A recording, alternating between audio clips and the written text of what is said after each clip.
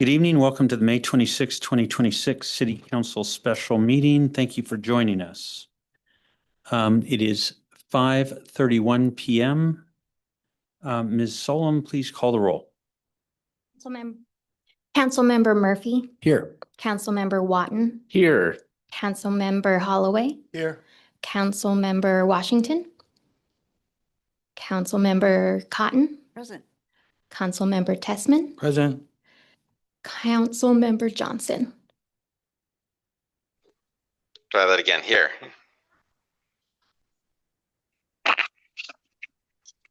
Did you hear that? We did. Okay. All right. Is there any motion regarding excused absence for Councilmember Washington? Move to excuse. Second. Moved by Councilmember Holloway, second by Flip it. Councilmember Cotton to excuse Councilmember Washington absence from tonight's special meeting. Is there any discussion? Seeing none, all those in favor say aye. Aye. Aye. Those opposed say nay. The motion carries and Councilmember Washington is excused. Is there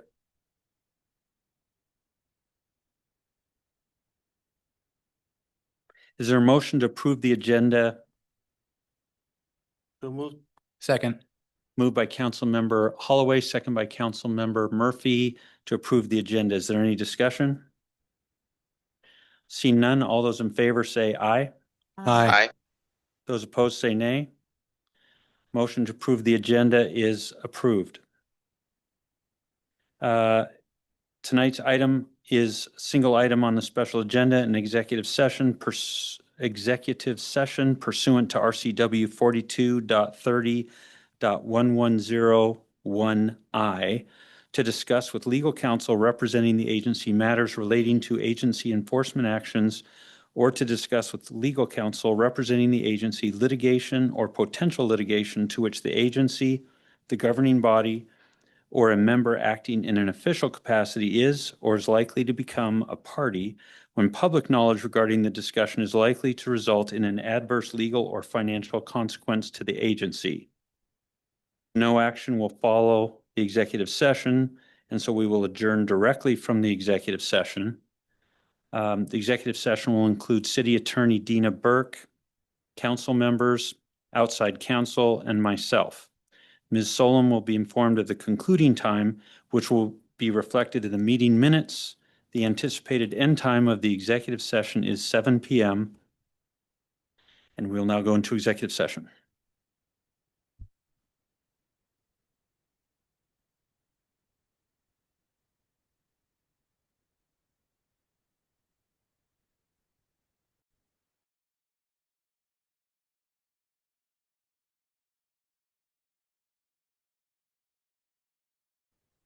Good evening and welcome to the May 26, 2026 City Council regular meeting. Thank you for joining us. Ms. Solom, please call the roll. Councilmember Murphy, Here. Councilmember Watton, Here. Councilmember Holloway, Here. Councilmember Washington, Councilmember Cotton, Present. Councilmember Tessman, Present. Councilmember Johnson. Here. Councilmember Washington has requested an excused absence from tonight's regular meeting. Is there a motion excusing him from this evening? So move. Second. Moved by Councilmember Holloway, second by Councilmember Johnson. Any discussion? Seeing none, all those in favor say aye. Aye. Aye. Those opposed say nay. Councilmember Washington is unanimously excused.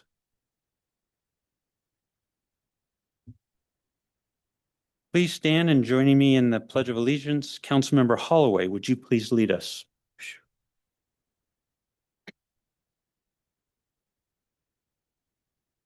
Pledge allegiance to the flag of the United States of America and to the republic for which it stands, one nation, under God, indivisible, with liberty and justice for all.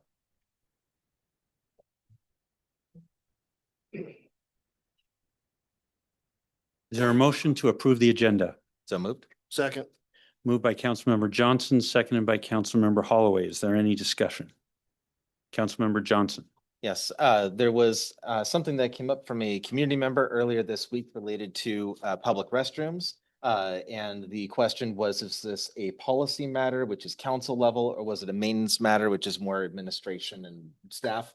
Turns out it's more an administration thing. So therefore, I will not be moving to add that discussion to the agenda.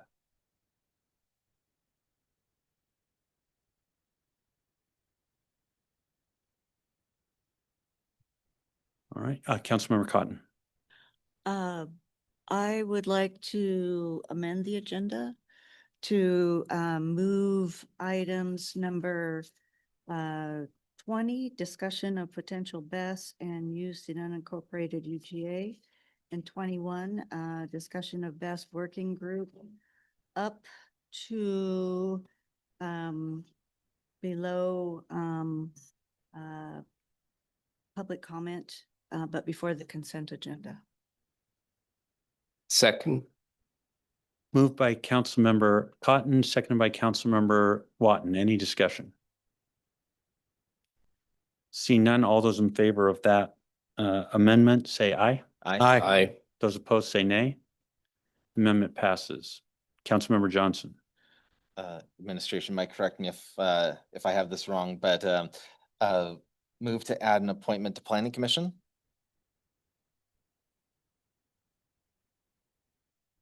Is there a Second. Moved by Councilmember Second. Johnson?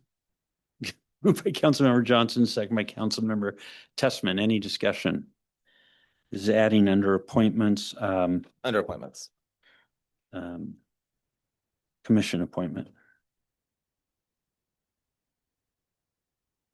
All right, see no discussion. All those in favor say aye. Aye. Those opposed say nay. The amendment passes. Councilmember Johnson.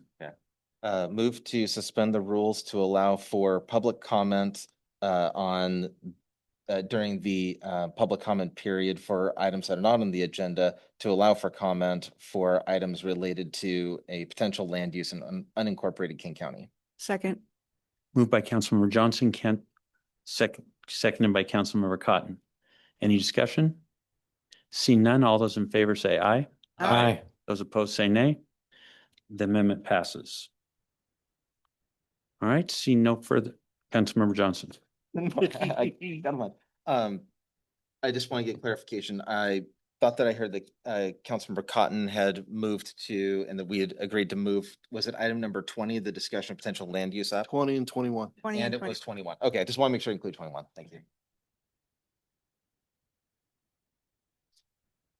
All right, all those in favor of the amended agenda, please say aye. Aye. Aye. Those opposed, nay. The amended agenda is approved.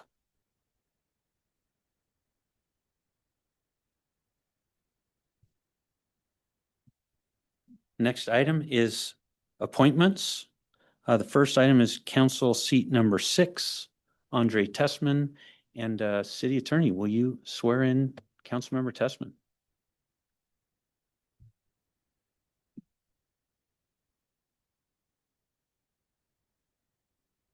Sorry.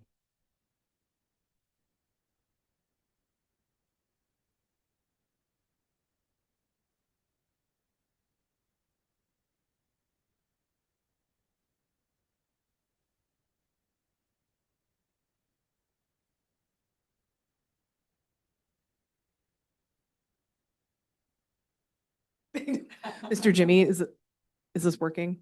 Okay, awesome. All right. Good evening. Councilmember Tessman, will you please raise your right hand and repeat after me? I state your name.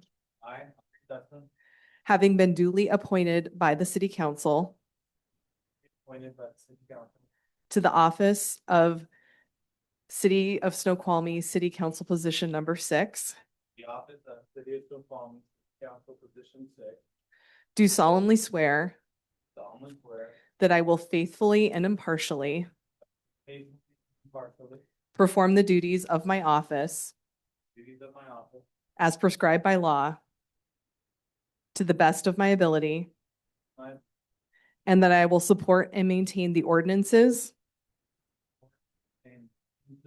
resolutions, and policies of the city of Snoqualmie and the laws and constitution of the state of Washington and of the United States of America. Congratulations.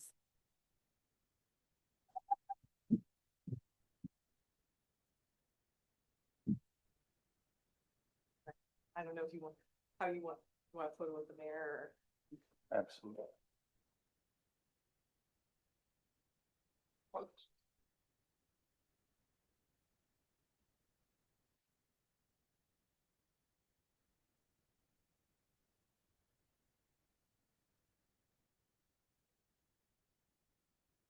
Okay. Thank you, people, for coming on.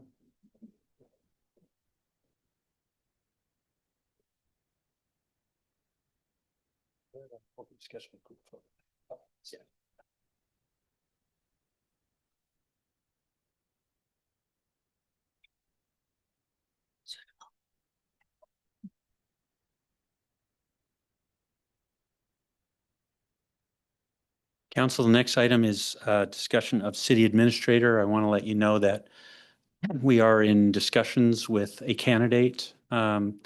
We are still working out contract matters, and so I expect to bring an appointment to you at our next meeting.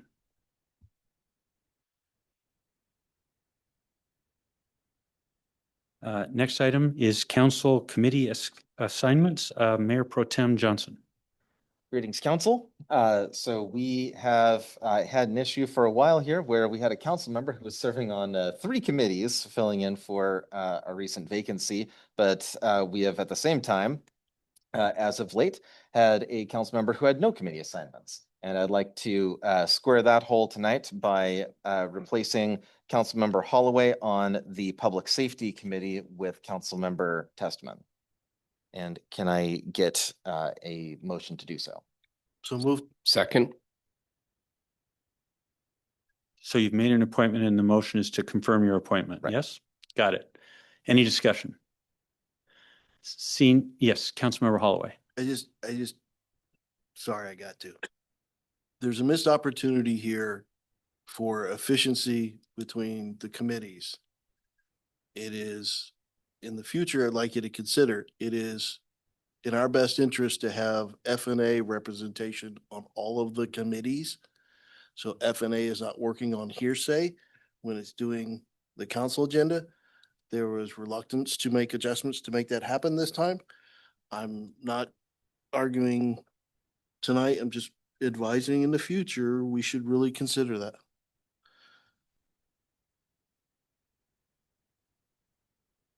Councilmember Cotton, and maybe speak closer into the mic if you would.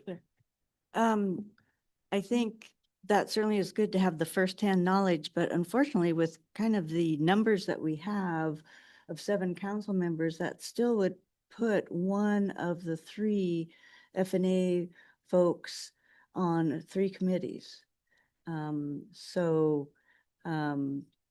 other 2 would be on FNA plus another committee, but the 3rd person would have to cover, because we have 4 other committees,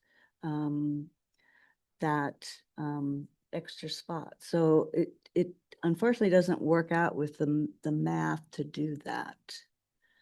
Council- So, Go ahead. Sorry, I thought you were finished. Yeah, yes, sir. Councilmember Johnson. Yeah, so my intent tonight is to deal with the biggest glaring issue that needs to be resolved and make sure that gets taken care of. I intend to continue conversations to try to manage that issue as it's been brought up. In the end, what's best is if you have the 3 council members that are on FNA, that's 1 for each of them. Then for each of them, they're on one of the others. So you'd have 1 that's on Parks Public Works, 1 that's on Community Development, and 1 that's on Public Safety, such that those 3 members are each on a total of 2.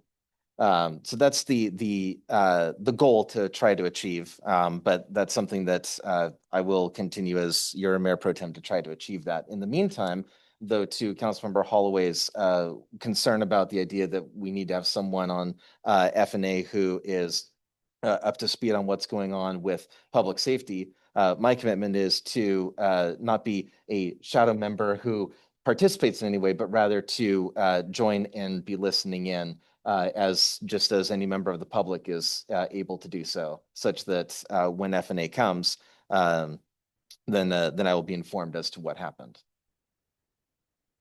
But again, that's not something that I'm appointing myself to by any means, and I would not be a sitting member of the committee by any means.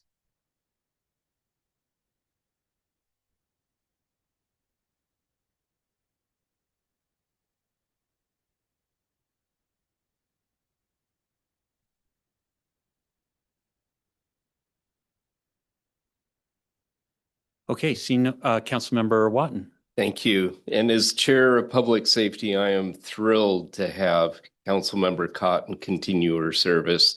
It's incredibly important to have her insight, her 20+ years as a volunteer in our emergency services. She brings a lot to the table, and we'll do our best to make sure that our the wishes and the wants of the Public Safety Committee are expressed to F&A to make sure that that's still top of mind. So we'll work closely together.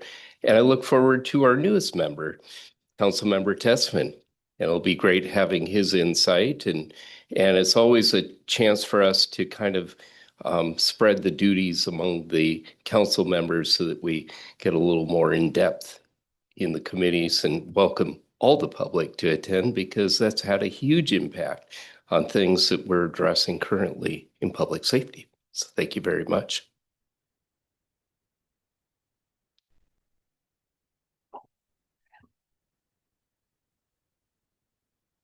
All right, seeing no further discussion, we'll take a vote on the motion to approve the appointment.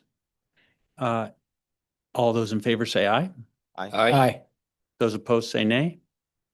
The committee assignment is unanimously approved. Same Councilmember topic. Johnson? Thank you. It's under the same topic. So then the other thing is the appointments for liaison, which we have had a couple of, technically speaking, 2 vacancies that need to also be filled. And there's one adjustment to try to re-even things. Based on the fact that we had a vacancy, there was some unevenness in terms of the liaison appointments. So to try to square all of that, I am also going to be appointing Councilmember Testament to be the liaison to the YMCA and the Snoqualmie Valley School District, and to be the tribe alt. Can I get confirmation? Is there a motion to to approve? confirm? Yes. So moved. Second, yeah. Moved by Councilmember Watton, second by Councilmember Murphy. Any discussion? Seeing none, all those in favor say aye. Aye. Those opposed say nay. The appointment is approved. Any further commission or committee assignments Or liaison assignments? No. or liaison assignments? Okay, moving on to commission appointment. I would like to appoint tonight to the Planning Commission, Tanya Lavoie, and ask council to approve that appointment. So moved. Second. Moved by Councilmember Johnson, second by Councilmember Murphy. Is there any discussion? As a reminder, council, we have with tonight's promotion, if you will, of Councilmember Tessman, we have an additional hole to fill there. And so moving as quickly as we can. We do have still additional openings on that commission that we're looking to fill. So hopefully I'll be speaking to you about that very soon.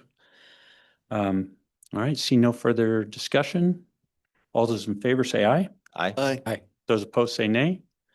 The appointment is approved. Moving now on to proclamations.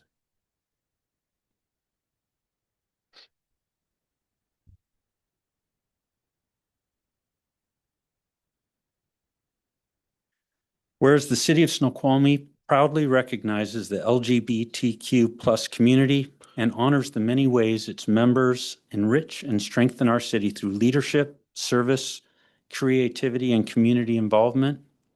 And whereas Pride Month is observed annually in June to commemorate the 1969 Stonewall Uprising, a defining moment in the ongoing pursuit of equality, justice, and civil rights for LGBTQ+ individuals across the nation.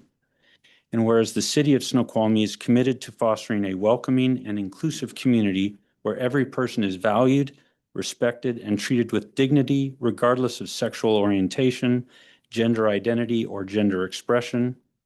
And whereas Pride Month serves as a time to celebrate progress towards equality while recognizing the work that continues to ensure all people feel safe, supported, and empowered to live authentically.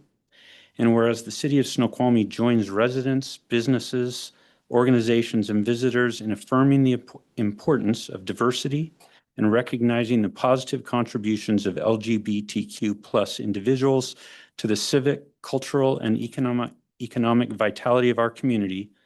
Now, therefore, I, James Mayhew, Mayor of the City of Snoqualmie, Washington, do hereby proclaim June 2026 as Pride Month in the City of Snoqualmie and encourage all residents to celebrate inclusivity, compassion, and the diverse voices that make our community stronger. And I believe we have a member of the Snow Valley Pride Group here tonight to accept this.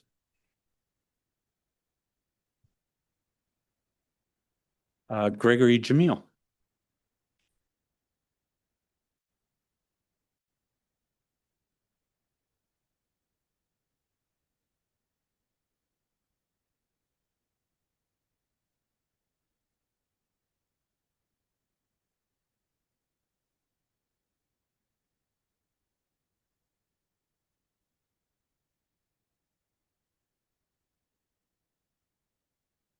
I'd just like to thank the Council of Snoqualmie, the mayor, for this proclamation.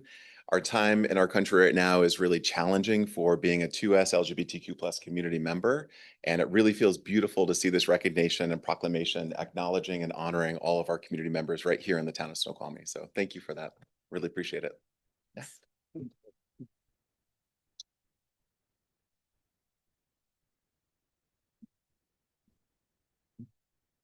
Mayor, Hey, Councilmember Johnson, can I ask you a question real quick? you just did. Okay, I was just wondering if there's going to be any events related to Pride Month. Mr. Jamil? There's a question that perhaps you can answer. Councilmember Johnson, would you repeat that? Yeah, I was wondering if there were going to be any events in the city related to Pride Month coming up, especially related to the flag, maybe? Wonderful to ask. Yes. So I'm not sure about the flag. I'm assuming the flag will be hanging on Snoqualmie City Council, but we will be hosting a drag show at Siglo Cellars on June 29th, Monday night. Those drag shows are incredible. It's a boom for tourism, business. We bring people from all over the valley to these. And we're also really excited to be hosting our first ever Pride in the Patch right here in Snoqualmie in September. So we have many ideas of being more visible here in the Upper Valley. We look forward to that. Thank you. Yeah, thank you. And yes, Councilmember Johnson, we will be flying the pride flag as this council authorized a year ago. Thank you.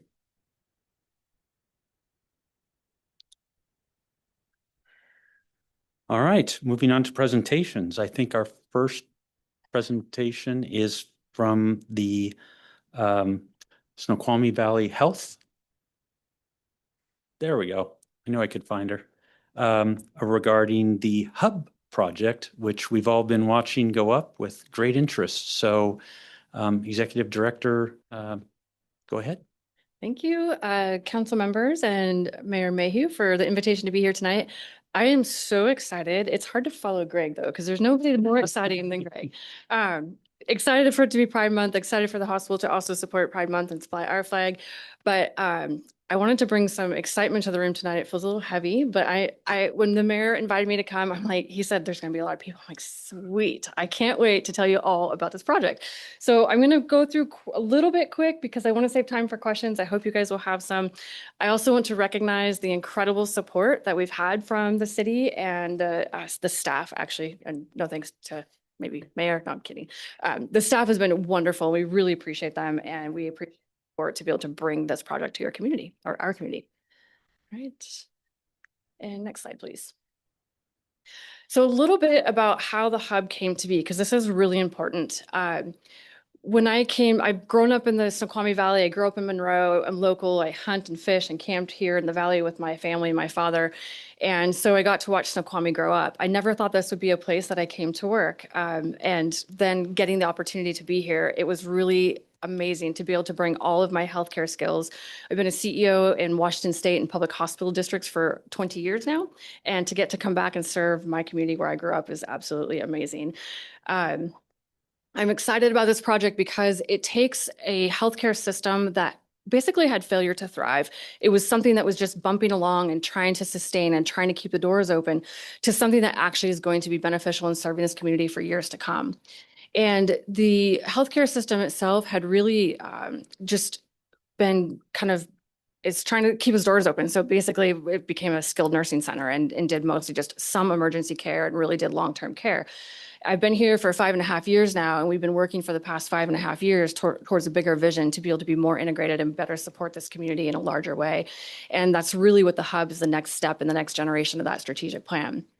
We are out of room for providers and we can't grow anymore. We have people sharing offices. We have physicians sharing exam rooms and just balancing their schedules so that they don't run into each other during the day. And we just really can't provide any more services without more space. When the hub was coming to groundbreaking, we had this realization that if we waited for that hub to get built and we waited to hire all the physicians for the hub until the hub was actually open, then we were going to be behind the game. So that's how the North Bend Clinic came to be.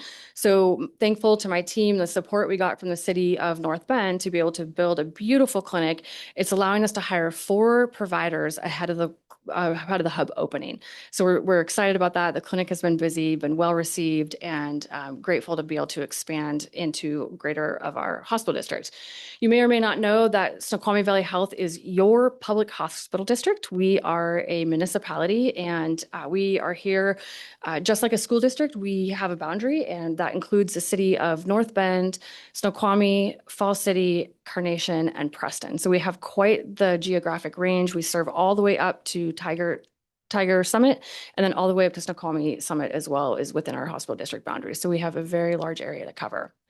So that's a little bit about the why, but the emphasis for how the hub became more than just a medical center for this community. I had the honor and privilege to serve on your economic development steering committee when I first came to Snoqualmie.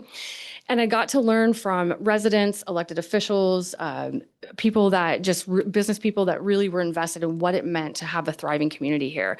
And I heard it was basically kind of post-COVID, or we're trying to recover from COVID. All of those meetings were online and not in person. And I heard from the community that there were some basic needs that the community needed. One of them was the need for social connection. And as we all know, the damages that the COVID had, because we couldn't connect with our families, we couldn't connect with our communities, mental health and behavioral health issues skyrocketed. And that was because those social connections couldn't happen.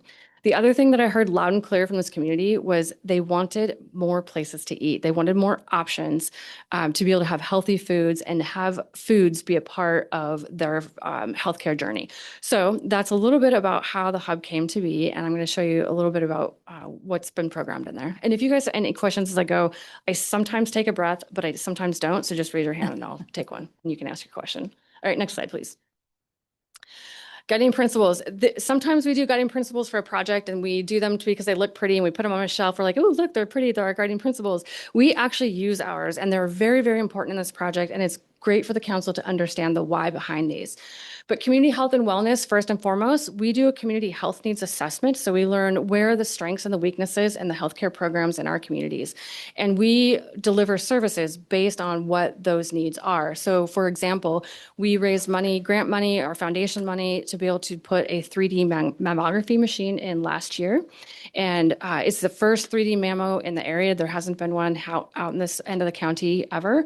And we are now able to better serve our community and make sure that our screening rates for women's mammographies have increased. So that's one of those ways that we meet that. So the hub is looking to meet all of those health needs for our community. Second is attract and retain staff. This is an interesting one, but believe it or not, we are still somewhat of a rural hospital. We are still pretty small. And sometimes it is often very difficult to recruit and retain really good high caliber staff, not only frontline staff, but your physicians. So the hub is designed differently than other healthcare systems. So normally you'd go into a hospital or healthcare facility and they would have what they say on stage and off stage. Everything where your patient is looks really nice and pretty and fancy and approachable. If you go behind those doors where you have to use your badge to get in, everything is the 5 shades of hospital white and the cheap linoleum, and it's blah and it's ugly and there's nothing inspirational about it whatsoever. So the hub turns that on its head, and it says, what if we invest in our staff the same way we invest in our community, the same way we invest in our patients? And we say it's just as important to have the spaces that heal and connect with our staff as it would for your community. So the hub has taken that into consideration, and we have not done an imbalance between what the staff experience and what the patient or the community experience. Innovation, if you've met anybody on my team, you will know that we don't do anything the same way that it's always been done for 1,000 years. We're always thinking like, how could it be bigger? How could it be bolder? How could it be better than it was ever done before? And we have a great team that really thinks about healthcare, not the way that we used to, which I like to call sick care. So traditionally, when people come to a hospital or healthcare center, you're sick and you're in need and you aren't doing well. But our idea was, what if we met our community where they are? What if we didn't wait for you to be sick? What if we met you and we worked on like your wellness journey? So maybe you're a grandma that wants to get stronger to be able to chase your grandkids at the park, or an athlete recovering from an injury. What if we thought about food in a different way? What if food was part of your wellness journey and it wasn't just a thing that you did to feed your family? So we've taken all of those concepts and combined those all into the hub. The connection with nature, I don't know if you guys know this, but this is one of the most beautiful places in the United States. It's gorgeous. I love living here. I love recreating here. So you will see connections to nature throughout the hub. There's a climbing wall, giving away a little bit of it, a climbing wall that connect with a climbing community. There are bike racks so that if you want to bike to the hub and go on the bike trail, you can do that. And you'll see it reflected in the architecture as well as the fit and finishes. And then our revenue-driven design for any accountants or CFOs in the world, it's not last. It is actually one of the most important things. Everything in this hub is designed to generate revenue. It is designed to create a financially sustainable healthcare system for the future. So it's not, everything in it is purposeful. So if you look at something and you're like, oh, wait, does that make money, or why did you do that? There is a reason, please ask, and I will tell you how it generates revenue. It's like, basically, it's like an ecosystem. Everything works together very intentionally, and without one piece of it, the rest of it doesn't work. So we designed it to all work integrated. All right, next slide, please. So there's a picture there on the right of your North Bend clinic. One of the things that was great where we were able to try out some of the finishes and some of the concepts that we have for the hub. So if you haven't been to the clinic, you can go online to our website and there's a virtual tour so you can see some of that. If you want to do one of the fun tours and go to the clinic, don't forget to stop by the bathroom. It is the most beautiful bathroom I've ever seen in a healthcare facility. And it was so popular with our patients and our staff that we'll be replicating those in the hub. So you get to touch up in a beautiful lighted mirror in the bathroom. But financial stewardship and sustainability, really important. We have definitely over the past 5 years improved our financial position. It is the best financial position that this healthcare system has been since its existence in Snoqualmie. So that is good. We are struggling with the impacts of HR 1 and some of the legislative changes to healthcare reimbursement. That has definitely, we've been feeling that. We opened the Ridge Clinic Urgent Care in 2022, that we were able to invest some of our COVID dollars because it was being able to take care of urgent needs in our community for sick patients. And we were able to open that urgent care. 85% of the people that visited that urgent care had never been to our hospital before, had never been a patient with us. And it has been a tremendous service. We currently see about 20 to 30 patients a day, 7 days a week in that clinic with one provider. North Bend just opened this year. Don't even have a full year. We've got 2 full-time providers, and I'm happy to say we've hired a male provider who will be full-time in North Bend starting here this fall. So we're really excited to add to that team. So our expansion project, we're investing $147 million in this campus expansion, and the pro forma on that will produce a positive debt equity by 2030. That is the first time in the history of the organization that it will ever have positive debt equity. So it's intentional, but important. All right, next slide. Any questions? Yeah. And so that positive debt equity position is in spite of HR1? So far. Yeah, when we did our pro forma, it was before HR1. So it'll depend greatly on our payer mix and utilization and how long it takes to ramp. So 2030, if it takes longer to ramp or the impacts of HR1, we might hit 2031 or 2032. But initially before that happened, that was, yeah. Okay, thank you. That's a really great question. Thank you. All right, so key milestones in our project. We actually issued revenue bonds for this. We put together pro forma, we went out to investors, and we had to sell our business case to say how this would work, why it would work, and how we were going to be able to pay that debt. And we were very successful. So successful, in fact, we had double the orders for our bonds and we had bonds to sell. And that is a pretty amazing accomplishment for a public hospital district.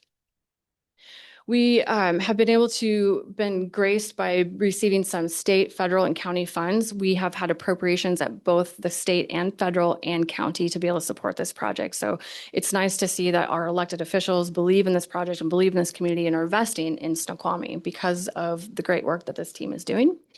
We also are doing some philanthropy. We have a foundation that is fairly new, and we are doing a $2 million capital campaign. That capital campaign will help buy additional equipment that wasn't included in the original budget. Specifically, our most recent fundraiser, raising money to buy a Da Vinci robot. That is basically a robot that goes into surgery with your surgeon and allows, instead of having to open the patient up or do laparoscopic surgery, they actually can use the robot to do the surgery. It's less recovery time. It's becoming the gold standard of care. And if your physicians are right out of training, it is the only way to recruit them because they don't want to go anywhere that doesn't have this equipment. So very important. Broke ground in May of 25. I know everybody in this room, including Councilmember Johnson, wants to know about the traffic signal. There will be one. It will be timed, I'm sure. But yeah, so right where, if you're familiar with the hospital and the campus, it's right where the Parkway meets 99, just above the diverging diamond chaos. And so we will be putting the traffic signal, and you should start to see some work later in the fall on that. It'll be open and operating before we do. So it's good. And we right now, we're looking at temporary certificate of occupancy probably about the end of January, February, so right on track. And then fully open to the public and functioning probably about May. Kind of few more factors depending in there on licenses with Department of Health, et cetera. The building is 85,000 square feet and 4.5 stories tall. It is larger than the current hospital. So if, the current hospital is around 75,000 square feet. This will be 85. All right, next slide, please. Staff and economic development. This is really important. We will almost double our workforce. So we'll be adding 225 new employees, 225 new paychecks in this community. It is amazing. There are no minimum wage jobs in our system whatsoever. So definitely family wage jobs and good employment opportunities. We could use a little more affordable housing if that's an option. It is difficult to recruit to Snoqualmie with the cost of housing and living here. And our employees travel from a radius of about an hour away. So Enumclaw to Monroe, Lake Stevens, and all the way to Ellensburg. So quite a broad catchment of employees coming in. That anticipates approximately 30 new healthcare providers, doctors and advanced practice providers, and each doctor or APP usually has about 5 to 6 to 10 support staff, depending on their specialty. Yeah, Kat. My question is, what's the plan for Renee's Pet Rock? Ooh, yes, the pet rock. I love that they put this in here to remind me of the pet rock. They undercovered that rock. It is enormous. And it was right in the middle of the basement floor when they were doing the excavation. And that's where radiology is going. They didn't have, you might have seen those big, huge like dirt movers. They had nothing big enough to pick it up at all. And so they had to push it. And the architects were like, if you could push it to right here, we can plant around it and put it in the garden. So it's going to go as kind of a landscape monument there. And I'm hoping to find somebody that does some sandblasting that can brand it for us or something, but it's going to stay. They couldn't move it. Even the crane that's there now is not even near big enough to pick that thing up. It's huge. Yeah. Not to put you on the spot if you don't know. You can, go for it. Of the existing workforce, do you know what proportion, no kidding, lives in Snoqualmie? Ooh, that's a really good question. I would say 30 to 40%. Okay, and the reason I ask that is, do you anticipate that same proportion applying to the incremental 225? Yeah, I think the difficult part to answer that question is about the cost of living and housing here. And I have director level positions that we have recruited to here, and they can't find or sometimes afford housing here, and they make six-figure salaries. So if housing is available, especially if we have affordable housing, that will help people. People don't want to commute. They don't want to be outside. So I do think that is something for the city council to really consider. Appreciate that. Yeah. And again, we also, North Bend's in our district and Carnation's in our district. And so those communities also building is also helping keep people more local. All right, next slide, please. Expanded services, you probably want to know what's going in this giant building. So this will all be outpatient services, if I didn't make that explicitly clear. So all ambulatory, no overnight stays in this building. So we will be adding X-ray, DEXA. We're debating on whether or not we need a second mammography right now. I originally planned to move it over, but now we might need a second one. We built in space for a future MRI and CT. Our lab is so busy and so small that the main lab is going to move to the hub, and the emergency lab will stay behind at the hospital to serve the emergency room. In one entire floor is primary care and specialty, 33 exam rooms, 3 procedure rooms. It's an amazing space that will be able to grow with the community for years to come. We will not fill that all out immediately. We have a really creative rehab and fitness. We have an amazing rehab team. If you haven't met them, if you need physical therapy, they are fantastic. The space that they're going to occupy will be integrated with community space. So they are getting AI gym equipment, and so artificial intelligence and gym equipment. That does not mean that it does your workout for you. I was hopeful, but it doesn't. What that actually means is that you go and you have somebody help you set it up. You tell it what are your goals, what do you want to achieve, and it will automatically adjust the weight, the program, and the machine for you. So no more pulling pins, no more lifting weights. And by the way, if your shoulder's injured on the right side, it won't allow you to use your right shoulder because it knows you shouldn't be. So it's pretty cool stuff. So you will get to have a membership to the Smart Gym if you would like, and you'll be working right alongside patients, clients, and physical therapists as people come and use their services as well. We will have a retail pharmacy. We had planned for a retail pharmacy long before there was no pharmacy. So we feel very proud that we're going to be able to bring that to you. The nice thing is if you come to our clinics and you see our providers, you'll be able to get your prescriptions filled right there. It also allows us to do meds to beds for our surgery center as well as our inpatient unit.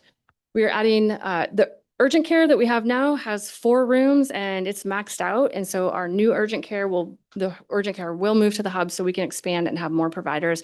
Also, the benefit is the lab will be there for blood draws and the radiology equipment will be there if any x-rays or exams are needed. So you won't have to travel from the Ridge to somewhere to have those procedures done now. And then the big news is we are putting in 4 operating rooms. These will all be ambulatory same-day surgeries. But if you know anything about surgery these days, almost everything is outpatient and you don't have to stay in the hospital very much anymore. So we are super excited to be able to add that service to this community. We currently do not have any operating facilities. Next slide, please. One question on your lab facilities are they going to be retail, essentially like LabCorp facilities? If there's a on-demand test that you desire, can someone walk up to the hub and get that done? Like self-order test? Yeah. We don't currently have any self-order options. There's Department of Health rules and regulations around physician orders and who gets them, and it's a little bit complicated. But we do partner with LabCorp and others, so we can be a draw station for those. Okay, it can be a draw station. Okay. Absolutely. Yeah. And we can take orders from any doctor from anywhere. And this is one of the best kept secrets I hear from patients all the time. They're like, I hate to tell you this, but my doctor's in Issaquah. Don't hate me, but I come here to get my labs because I don't have to wait and your people are so good. So we'll take it. We have a great lab team. All right, so we also heard this need for connection. So that need for connection is coming to you through restaurant and community space. We have a full service restaurant. We'll serve lunch, dinner, catering, takeout, and it will have an amazing pizza oven. 2 years ago, we hired Chef Blake. Chef Blake was a 2019 Chef of the Year from Seattle, and we had a vision bigger than just hospital food. So he has been transforming the food that we feed our patients, the food that we feed our staff, and if you know about it, the food we feed our community. He sources ingredients locally and has definitely a Pacific Northwest palate, and the food is amazing. All of my staff need to go on the wellness plan when the gym opens. But yeah, it's great. And if you have the Toast app, you can pre-order and it will be ready for you when you get there. And if you need breakfast, the breakfast burrito is amazing. So just a plug for Chef Blake. He'll be doing some great work with the restaurant there. Community rooms, flanking each side of the restaurant, there are spaces to have private dining if you want to rent that space, or we can host hopefully the Rotary and other community clubs and organizations that need larger spaces and support from food services. And then one of my favorite parts, a 3-story indoor rock climbing wall. So this rock climbing wall is grand and huge and beautiful. It's a combination between kind of a traditional rock climbing gym, but also something that's made for amateurs. So it's not just for serious climbers. It's also made for those that want to just recreate and learn. And we added a bouldering wall as well, so that young kiddos or people that maybe aren't as excited about getting all harnessed up and going up 3 stories can do some skill building on the bouldering gym. So we're super excited to bring that to you and be partnering with our local climbing community. All right, next slide. Thank you. These are our new services. We currently have and just added, and these are the ones you guys probably didn't know about that you should write down. And if not, scan the QR code, you can get appointments. We just added rheumatology, allergy, immunology. We are close on dermatology. We have neurology. One of the most amazing neurologists I've ever met. He's actually normal. So if you need any kind of things from him, he's a great doctor. Looking to add endocrinology and oncology in the future. Just hot off the press, we have signed an ENT. So we will be bringing an ENT on board. We do have orthopedics currently. We have general surgery currently, and then we'll be looking for urology and plastics. So more to come on that. Next slide, please. This is just a quick layout to kind of see where everything is. You've got your imaging on the bottom, lab, immediate care, retail pharmacy, kind of that community level is that ground level with the dining and the restaurant. You'll be able to see the climbing wall on the end from the therapy. We've got some admin space for people that do billing and appointments, etc. And then our huge clinic on the top, and the ambulatory surgery will be the only one, I think, in Washington State with a beautiful view and some windows. Usually they put surgery centers in the basement. This is a huge recruitment tool for our physicians. They're like, we get a window in surgery, sign me up. So as long as we get that Da Vinci, we'll be good. All right, next slide, please. This is kind of a rendering of what the lobby will look like, and something that the reason I wanted this in here was because I wanted to remind you that my staff is innovative and we weren't going to settle for just the same old thing. So we actually asked our architects and our design team to stop thinking about hospitals. Stop it, stop it, stop it, stop it. We want you to think about what is a hotel experience? What is a hospitality experience? Why do you have to go to a hospital and see everything so boring, ugly, and sterile in 5 shades of white? So we really challenged them to bring saturated colors, different textures. And the funny thing is, this furniture that you buy for a hotel, you can buy it for a hospital too. You just put bleach cleanable fabric on it. And so we've worked really hard. All the fabrics and all the finishings in there are sustainable and will hold up to the daily abuse of the healthcare environment, but you won't feel like you're in a hospital. All right, next slide. And this is just a shout out for the great work our foundation is doing. We recently had our champagne brunch. We raised almost $50,000 towards that Da Vinci robot. And if you missed out, we have an amazing golf tournament here on the Ridge. It sells out every year. So if you're interested, I highly recommend getting signed up for that. And that will be in the fall on September 21st. And next slide, please. And just a shout out to the electeds that have just been supporting this project. We really, really appreciate everybody's help in getting it going. And next slide, please. And then questions. Did I talk fast enough, hopefully? Thank you for bringing the audience today. It's really great. I appreciate it. Hopefully everybody got to learn something. Councilmember Johnson. So from where I live, I have to walk about 30 minutes if I didn't want to drive my car to spend money to buy a thing. Uh-huh. And a big part of that is because there isn't really that connection along Snoqualmie Park Way. It stops. Yes. There's actually a spot where the sidewalk ends. I love that. I call that, you know where the sidewalk ends, right? It's right there. It is, yeah. So I'm curious, is that going to be extended as a part of this, or is that something that would have to be an additional project? I am so glad you asked. I have to give a huge shout out to Council Member Sarah Perry with King County. They gave me $1 million appropriations to be able to make that trail connection. So now that sidewalk will not end. The sidewalk will extend through our campus and then down to the stoplight where the sidewalk will end again.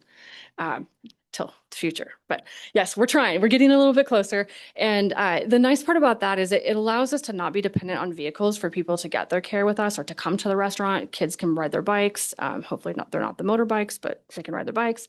And then you could walk from the Panorama Apartments, or you could maybe park at the hub, go for a bike ride, and come back and have a beer and pizza.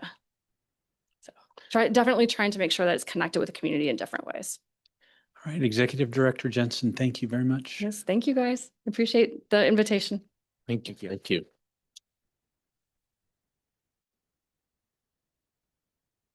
See, Director Hamlin, I think you have a item for the council on a grant application that we've made. Do have a single slide. So very, very short presentation for you all today.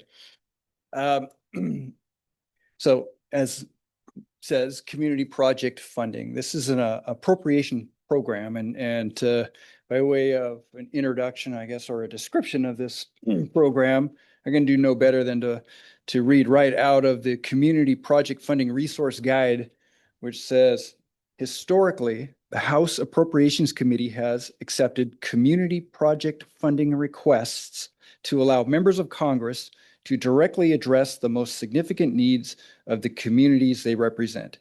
This year, members of Congress have been allowed to submit 20 qualified local projects to the Appropriations Committee for considerations of targeted federal funds. So this is an appropriation, and Councilwoman Kim Schreier's office reached out to us and asked us if we had any funding requests to make. And initially we looked at this resource guide and we thought, well, we don't really have anything prepared. Why don't you give it to the other deserving communities this year, and we'll try to prepare ourselves a little bit better next year. And she came back and said, well, no, I don't think you understand. We're asking you if we're encouraging you, we're requesting that you submit a request. And so we looked hard. And turns out, we did submit a grant application for the Middlebrook Bridge last year.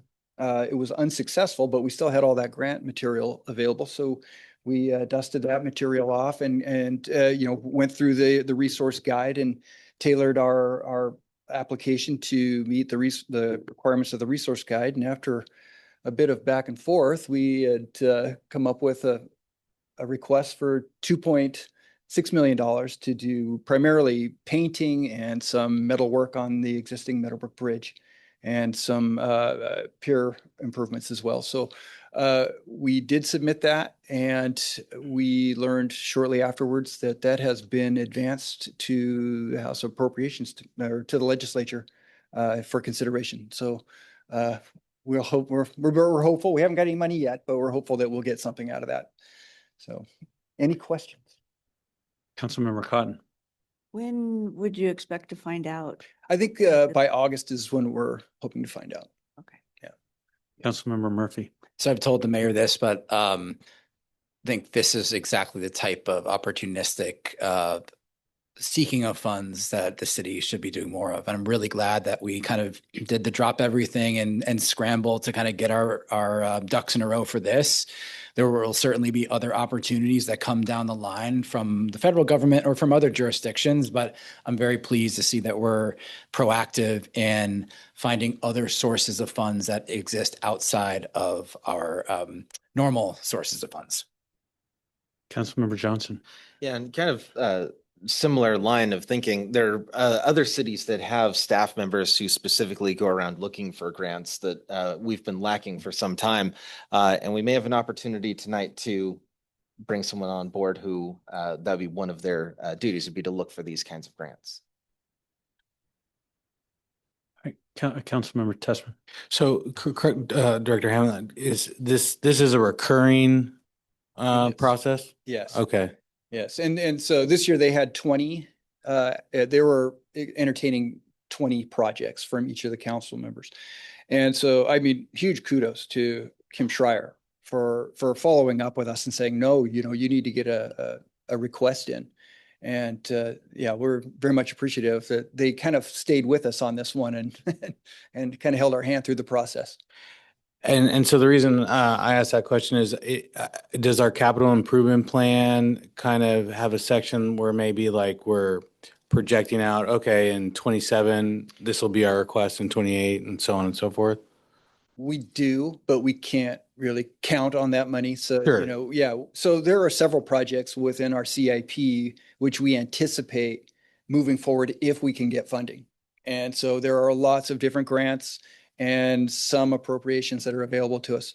The appropriations are not as predictable as grants are necessarily, right? And it kind of depends a little bit on, I think, some political leverage on, like, from you folks, you know, to work our legislature to get that kind of money. Okay, thank you.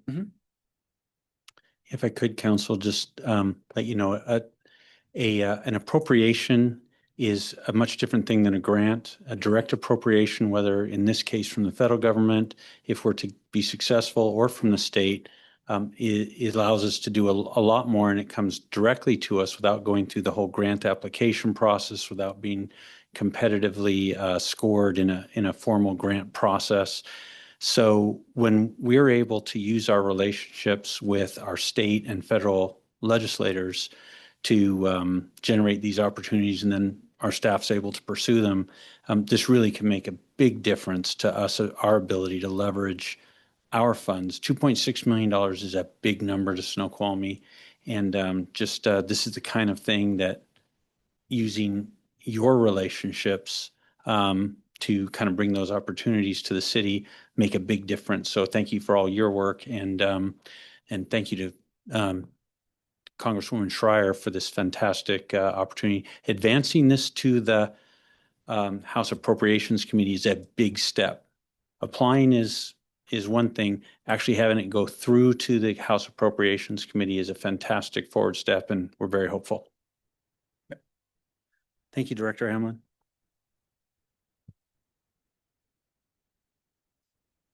All right, and then the last presentation is a program update on the sidewalk program. And I believe we have Engineer Fry to present to us tonight. Just pillage the screen.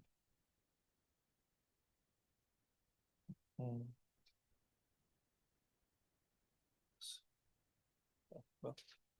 that can work as well. Evening, Council, Mayor, and all the members of the public. So as mentioned, I'm Patrick Fry. I'm one of the project engineers with the city, and I am here to talk about the sidewalk repair and replacement program that we have. Next slide, please. And so really, I'm just here to give you guys an update about this program. No formal decisions tonight, and just kind of give you an overview, ask any questions that you want to, and this talk about what this program accomplishes that's already in the approved CIP. Next slide. So what you might not know is the city owns roughly 45 miles of sidewalk. And so that is 45 miles that we as a city have to maintain. And so in order to maintain that, we do projects biannually. That's every other year, not twice a year, biannually.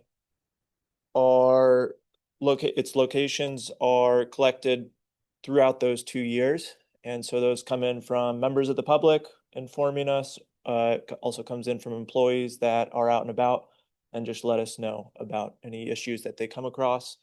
And to put things in perspective, the 2026 contract, which was actually signed last fall and approved by you all last fall, was for $259,000, and that did about 150 locations, split fairly evenly between full replacements as well as grinds, and the widening of the sidewalk down at Riverview Park. So the number of 76 replaced locations is a bit off just because one location was such a significant portion of that work.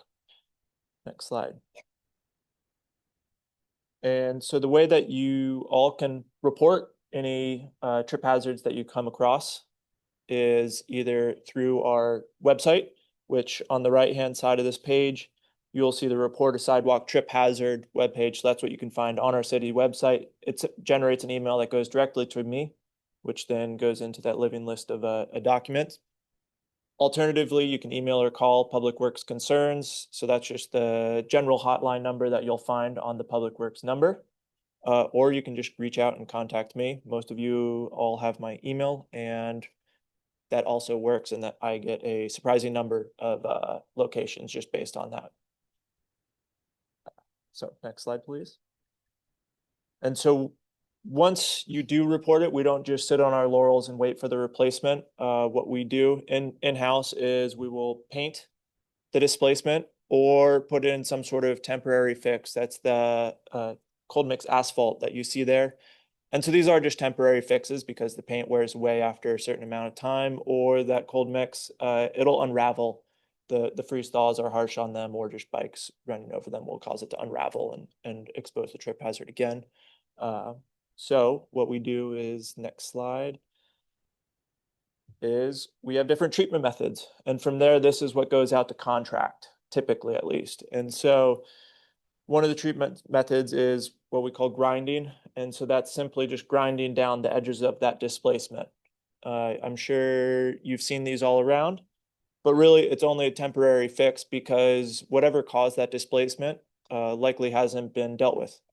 And so it will get ground down and that trip hazard will be removed, but after a certain amount of time, it'll likely come back. That certain amount of time could be anywhere from 1 year to 10 years.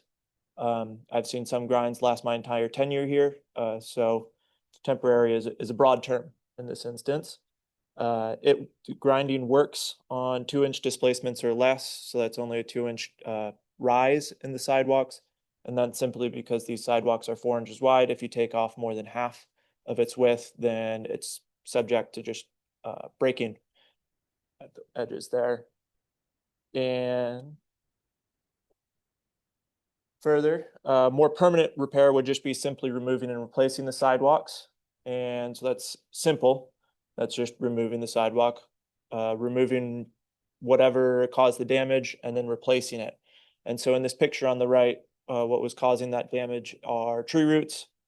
And in this instance, in this picture, that tree is in a not so good location, being right next to somebody's driveway. And so unfortunately, the only solution there is to remove the tree and all of the tree roots and then just re-pour a sidewalk over it. So once we're done with the job, hopefully it doesn't look like a tree was ever even there. And there's a new sidewalk that just matches the old sidewalk. Further, we do this replacement a lot in downtown Snoqualmie because the soils are a little different, so we don't get as many tree root issues. And so in downtown, typically we're replacing sidewalks just because they're so old.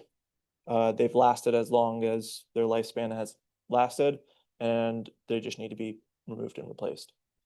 Next slide. The other main treatment method that we're seeing and using, which I'm sure if anybody spent some time on Snoqualmie Ridge has seen them, is these root ramps, is what we call them. And so essentially they're sidewalks that ramp up, go over the root, and then ramp back down. And underneath the concrete is actually a foam layer as well. And so that allows the tree roots to continue to grow, expand, push up that foam layer, and then the sidewalk also has articulating joints. So eventually, once it pushes up through that foam layer, the sidewalk will then lift without causing a displacement. The flip side of this is it does mean that now there's a ramp in the sidewalk.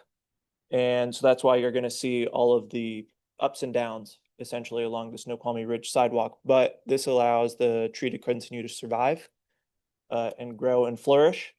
And so before installing any of these root ramps, I always meet with city arborists at these locations and make sure that the trees are even worth saving. So one of the discussion items has been whether it's even worth doing these at the trees that have the aphids in them, because those trees are likely to just be cut down at some point in the near future, and that might cause a good excuse for them to be removed. And so that's one of the solutions up there on the ridge. Next slide. And so ongoing work, this is really actually, I should call it the completed work. All of the contractor has pretty much wrapped up with this. I say pretty much because all the locations have been repaired, and now they're just doing some restoration around the city. There's a lot of broken sprinkler heads getting notified about. So the contractor is out making the repairs there. They're putting in any soil, grass seed. So they're touching up, but all of the sites that you see on this map have been completed in this contract. So slide. And that's it. Any questions? It's, correct me if I'm wrong, what I took from the presentation was, it sounds like we average about 150 restoration projects per cycle. It sounds like the previous cycle and then this one were right about 150 or so. Is that accurate? I would need to check back at the last one, the 2023 one. The only reason I'm hesitant to say that is because that Riverview Park took up a lot of the budget. That was a substantial replacement of sidewalk there. So. Well, okay, that makes sense. And the only reason I asked is, do we have an idea of like how much backlog we leave on the table based off of a budgeting decision? So we try not to leave any backlog if we can help it. Okay. So right now, I think my list is about 6 locations right now. That's not to say that there aren't more. That's just what's been reported and found. Been reported, yeah. And so we don't have a backlog at the moment, to answer your question. That's awesome. Okay, thank you. All right. Engineer Fry, thank you very much.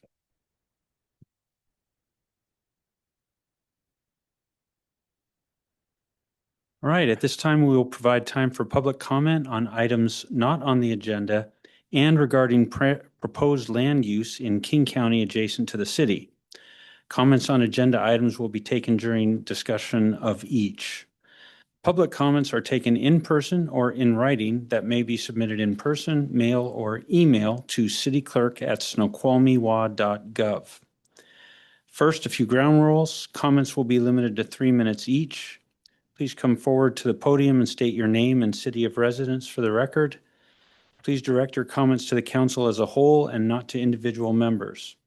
Council members, staff, and I will listen to your comments and consider your input, but will not respond during this meeting. With that, are there any members of the public who would like to make public comment? If so, please approach the podium.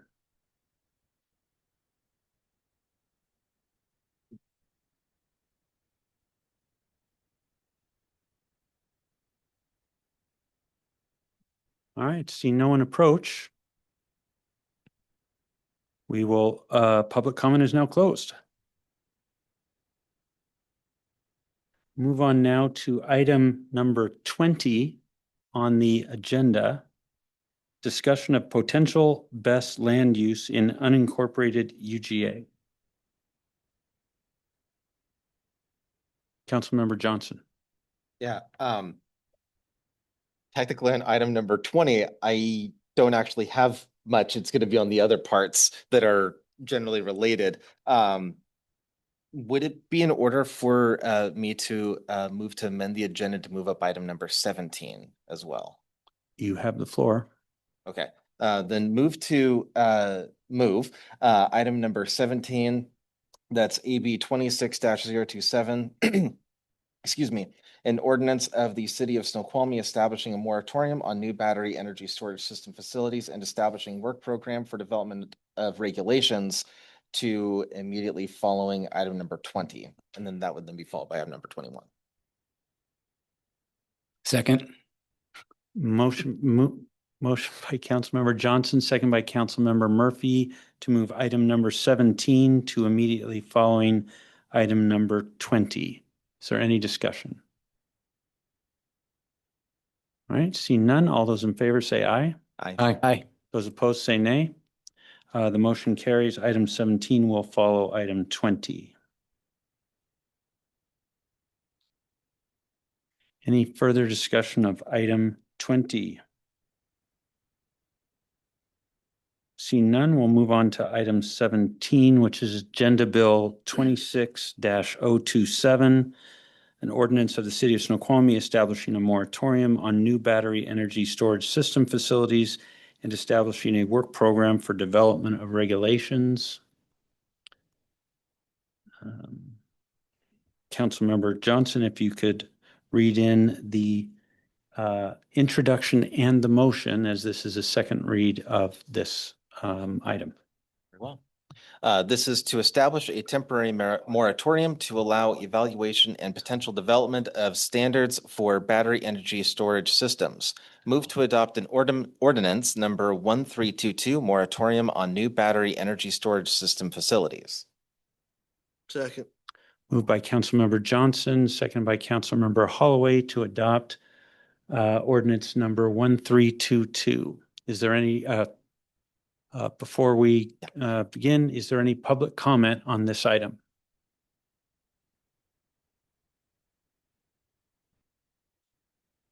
Again, please state your name and city of residence for the record, and you have 3 minutes. Danielle Wallace, Snoqualmie. I'd like to make sure that the public is aware of the moratorium language that is passing. So if you can make sure that that is displayed for the city to see, that would be very much appreciated. Thanks.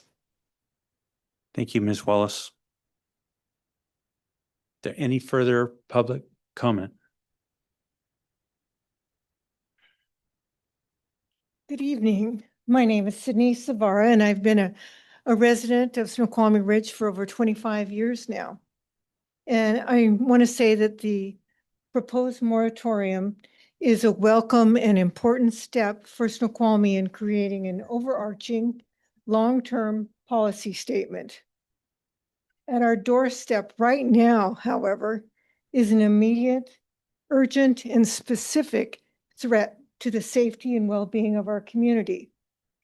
So what we need right now are equally specific and urgent counteractions in order to protect our community. The city of Snoqualmie, I think, has at least 2 key tools it can use right now.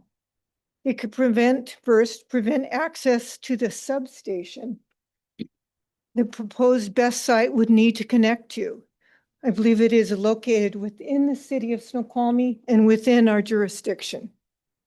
Number 2, another second tool is you could, for example, prohibit access to the water and other utilities BESS would need to obtain from the city of Washington in order to operate. Just like we homeowners get, a bill from the city for water and other services, BESS would need that too. We don't have to provide that. The threat is now, and it's at our doorstep. I urge you to act now specifically. Right now, we're depending on you. Thank you. Thank you, Ms. Sabara. Any other public comment on this item?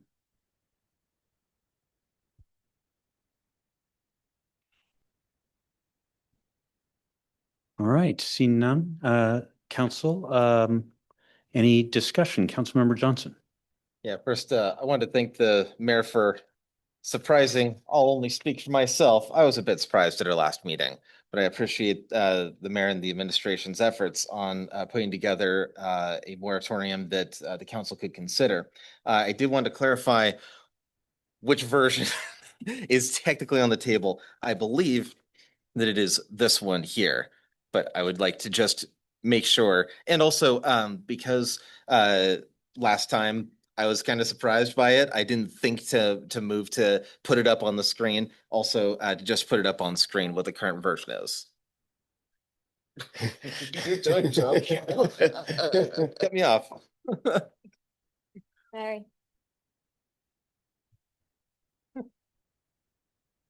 Councilmember Johnson, your 3 minutes have expired. Apparently.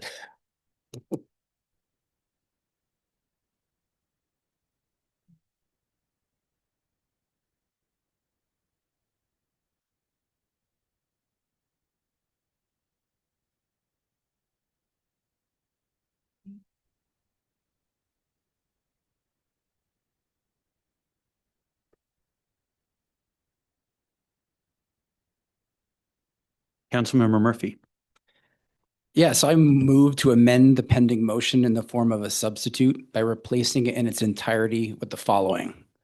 And I've just sent over the version under consideration. Motion by Councilmember Murphy. Is there a second? Second. Second by Councilmember Watton. Is there discussion? Councilmember Murphy. So I'd love to perhaps take a moment to get this one up on the screen as well so that the public can follow along.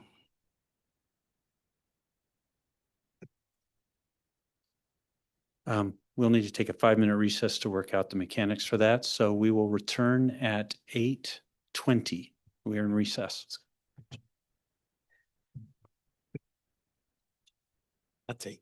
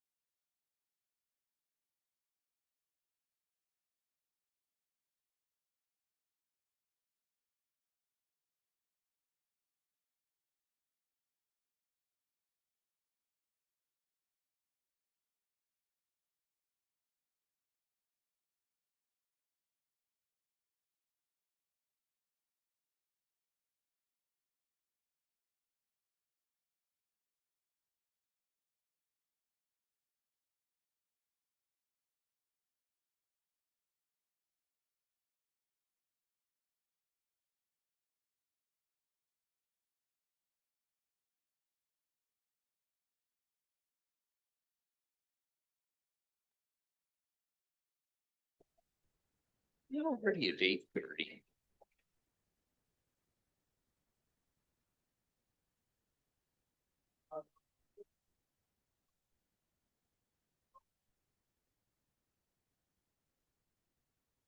All right, it's 8:20. We're back in session. The item is now, I believe, on the screen. Councilmember Murphy.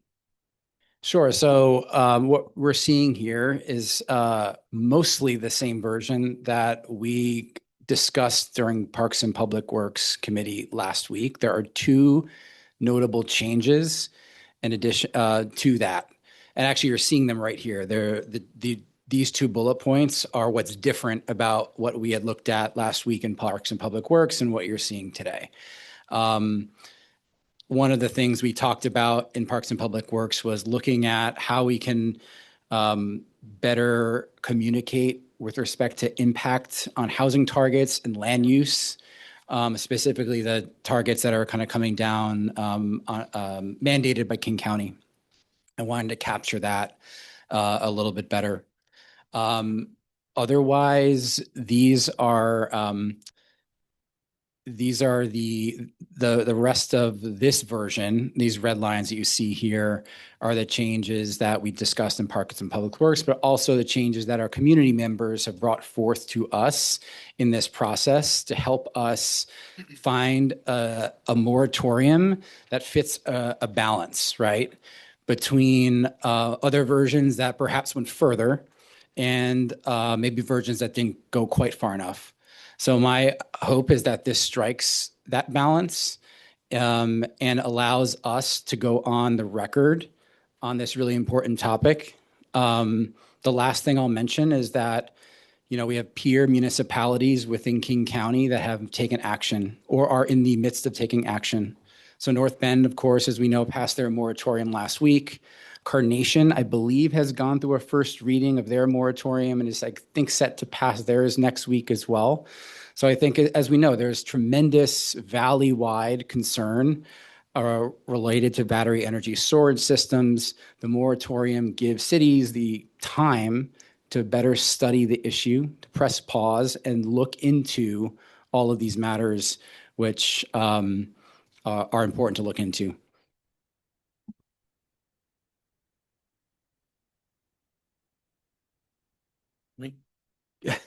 Yeah. Councilmember Tessman. Yes, as the new guy, I would say that this is a prime example of letting the perfect or not letting the perfect be the enemy of the good. I think I've got that right. Is this the perfect moratorium? Probably not, right? But I think it reflects, we know it reflects the feedback and the will of this community. We know that we're already behind, frankly, where we should be in terms of getting a moratorium completed. And so for those reasons, I stand in support. It makes sense, even if it's not perfect. Councilmember Cotton. Yes, to dovetail in on If you could speak into the microphone. To dovetail in on my two esteemed colleagues, we appreciate and totally reviewed all of the information provided by our community members and so appreciate the information that was brought forward. And I think that this is, again, to use your words, Councilmember Tessman, maybe not the perfect version, but at least is a compromise between two forms of this. And will we maybe try to make it better? I'm sure we will look for ways that we can do that. But for now, this is what we need to do going forward. And we know the community supports this. Councilmember Watton. Thank you, Your Honor. First of all, I'm incredibly grateful for the outpouring of concern from the community. We all learned at the same time about this potential development. There was no advance notice given to the council members. My concerns are going to be public safety first, And there's incredible concerns around this development that's adjacent to our city. Secondly, it's in our comprehensive plan that this area is designated for housing or for the expansion of the business park in the future. And those are serious concerns. It will constrain the city on what we can do moving forward. Well, at the same time, we have to have balance. And the balance is we all depend on the power grid, on having reliable power, and that needs to be taken into consideration. I don't want to distract from that as well, but it's the other two things that are more concerning, and especially just how we can respond to incidents that we didn't prepare or anticipate over the last 20, 30 years in developing our beautiful community, and the impact that it could potentially have that is inconsistent with our community. So thank you very much. I appreciate you being here, being involved.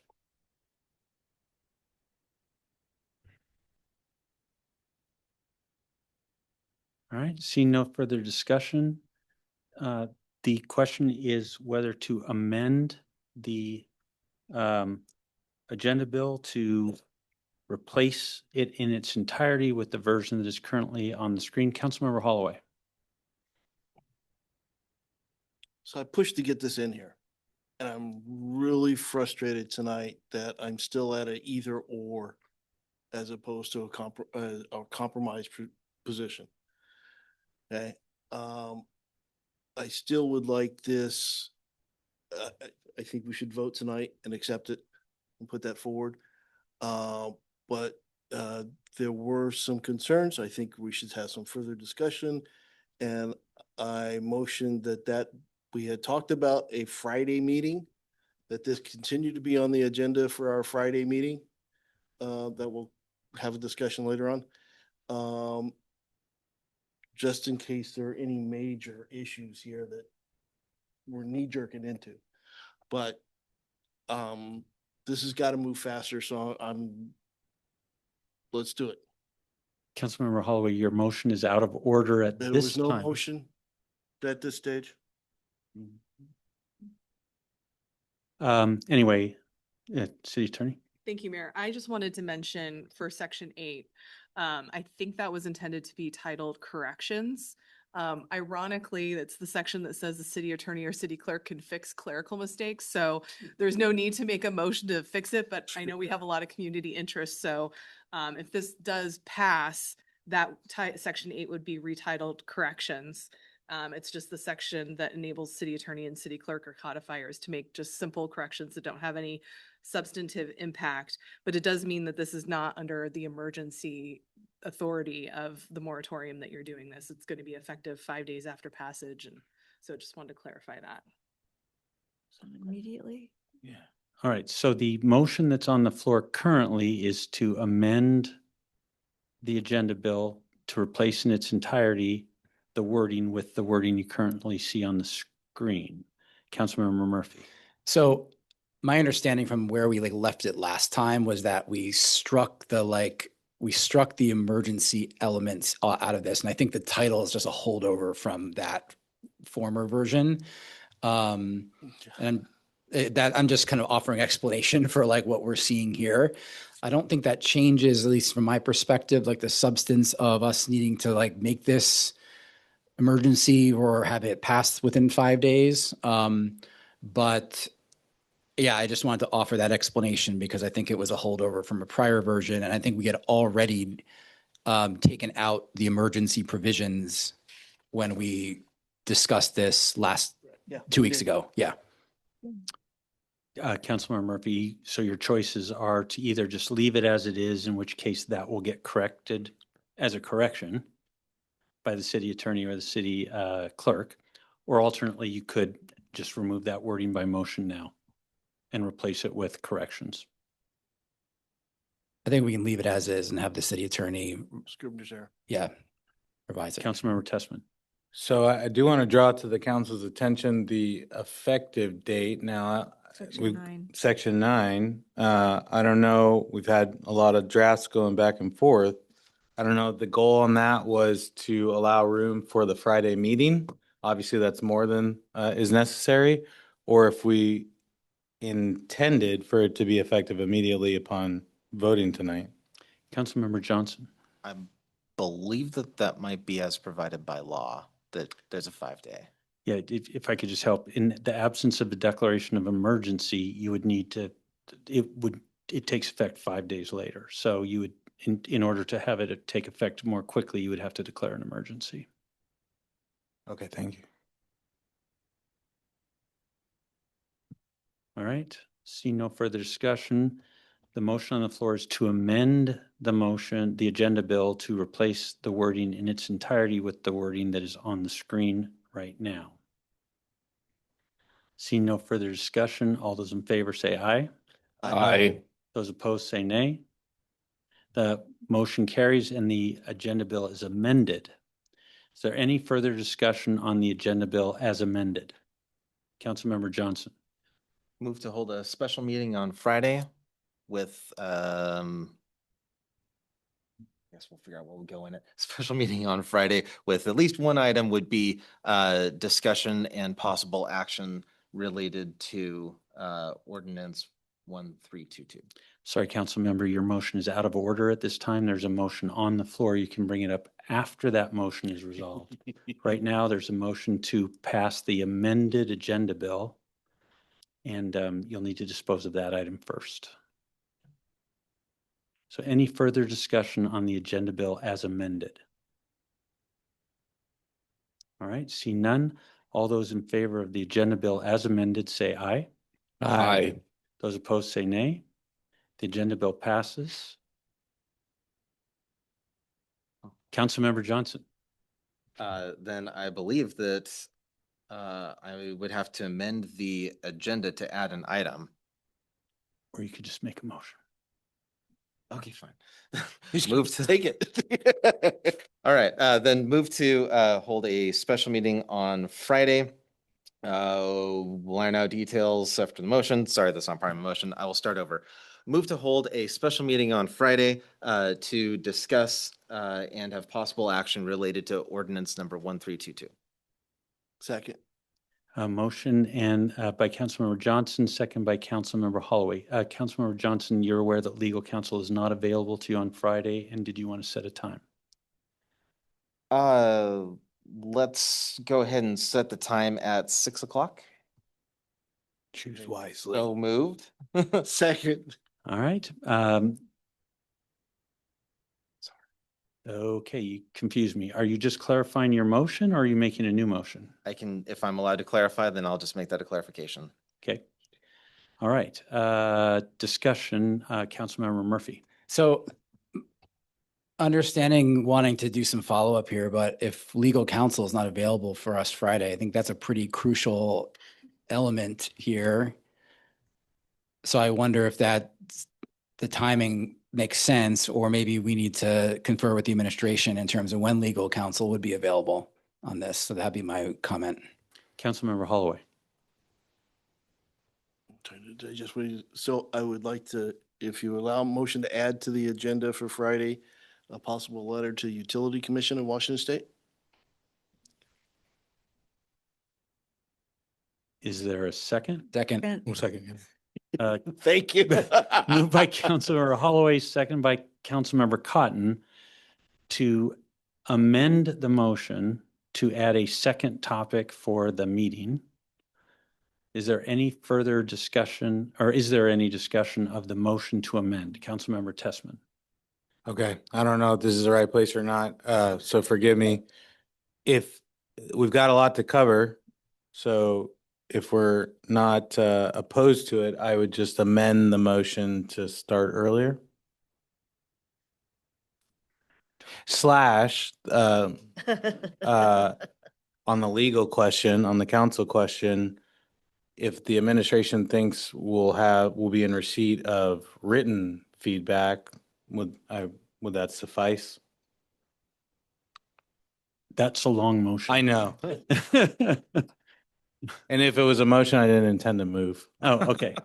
Okay, Councilmember Holloway. Well, let's do the latter part of that.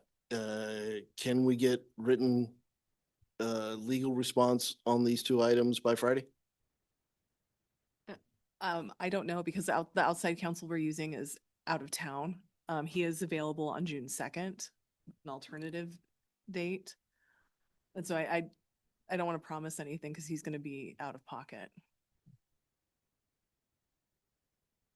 I'm not waiting, but go on. Yeah, I mean, like my Stop- thought is. sorry, Excuse me, council members. If you could raise your hand if you wish to be called upon. Councilmember Tessman.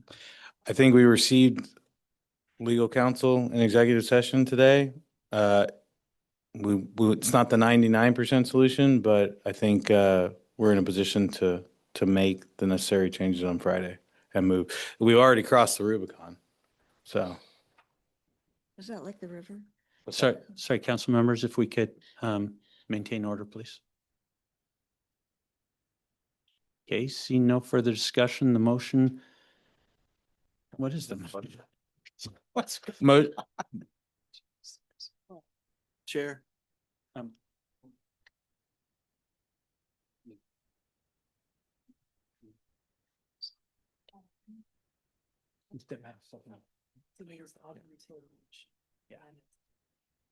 Yeah. All right, so the motion that's on the floor is to amend the initial motion to add a discussion of city attorney. I believe it was a Letter to the utility commission. So that's the motion that's on the floor. Councilmember Johnson. I wonder if the original second amendment to the motion, wherever we're at, would include possible action. It would. Or does that have to be moved? I would expect that it would be noticed that there would be possible action following. Councilmember Murphy. I'd like to speak in strong support of the motion. I think this is another area in which we've received a lot of community feedback, and I'm pleased that we'll be able to consider this further and hopefully take action on Friday.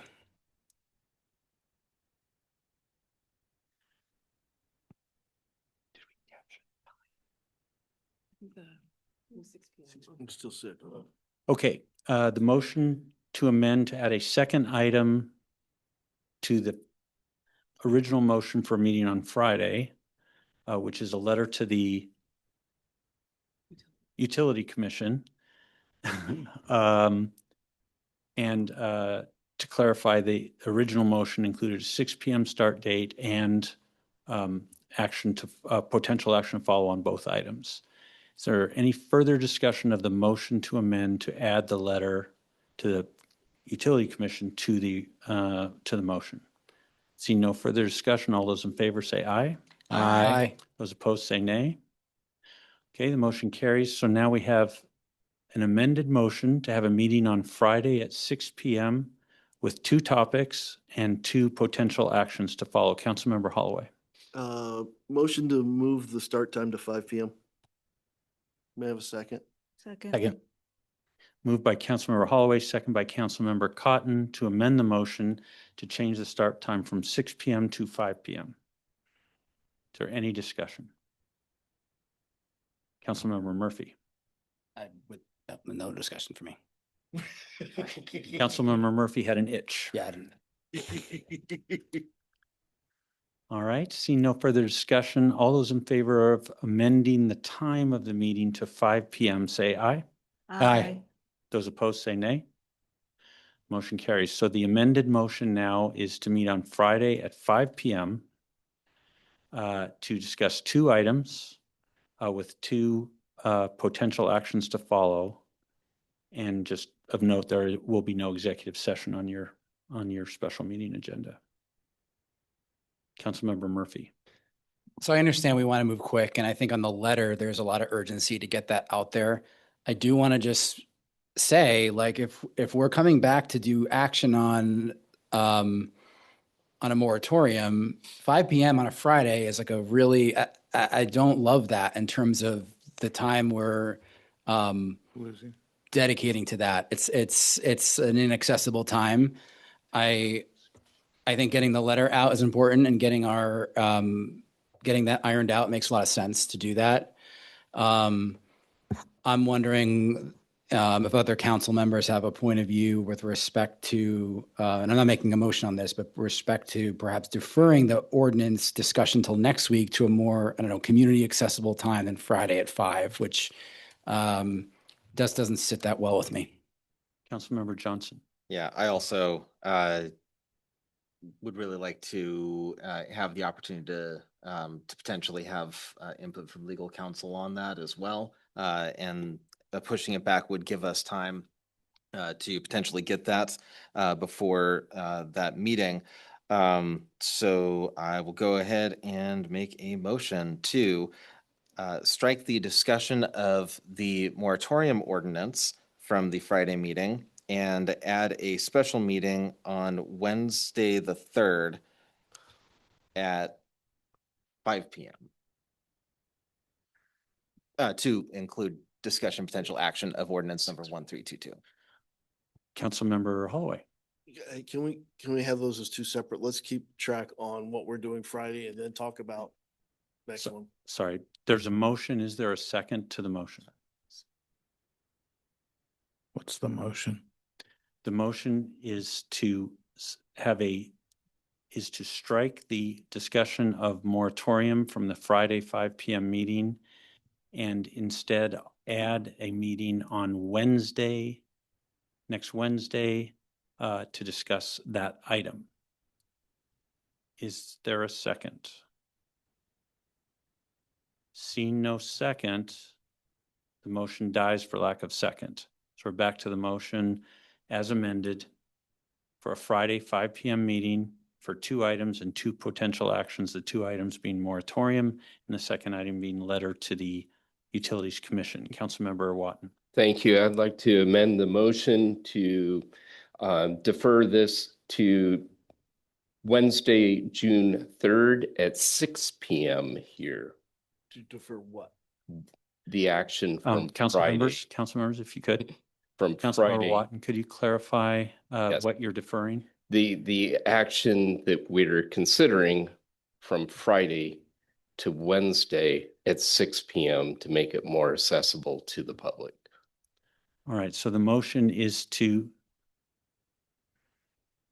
come on, Councilmember Watton. Councilmember Watton.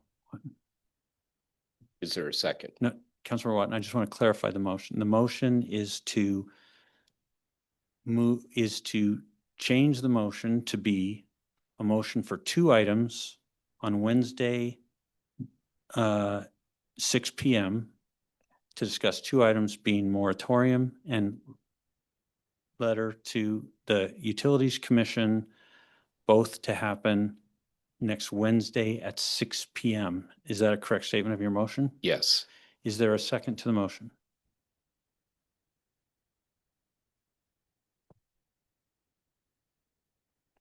Seeing no second to the motion dies for lack of second. We're back to the motion to have a meeting on Friday to discuss letter at, try that again, Friday at 5 p.m. to discuss letter to Utility Commission and have a meeting on Wednesday at 6 p.m. to discuss moratorium. Nope. I didn't get a second. That died, sorry. That was to amend the original motion to 5 p.m. So both are, so they're no Wednesday meeting. They don't have a motion. Not just stage. Okay. Sorry. Let me restate the motion on the floor, which is to have a meeting on Friday at 5 p.m. to discuss 2 items, moratorium and letter to Utilities Commission with potential action to follow on both items. Is there any further discussion? Councilmember Tessman. Yes, I would just highlight for the council, if I understand procedure correctly, right? If we have that meeting on Friday and we feel more time is needed, I think we can just make a motion at that meeting to have a subsequent meeting the following week. The advantage would be that we are in position, in spite of council's absence, to move forward if we feel confident and comfortable in the state of the moratorium. So I think at a minimum, we keep Friday, both items, and then we adjust based off of that. I'd even be open to moving to maybe a Thursday meeting, given that council won't be there on Friday anyway. But those are just my thoughts. Hopefully this is helpful. You probably would not be able to take such an action on Friday. However, you can simply ask the mayor to call a special meeting, and I would do that. So you wouldn't have to vote on that at the special meeting. You know, if council members, if I knew that council members wanted such a meeting, I would simply call the special meeting. Councilmember Cotton. Yes, thank you. I do think the meeting on Friday is really quite important, for time is of the essence with the letter to the Utility Commission for us to get that out as soon as possible. And so I would say whether or not council is there, that's something we can do.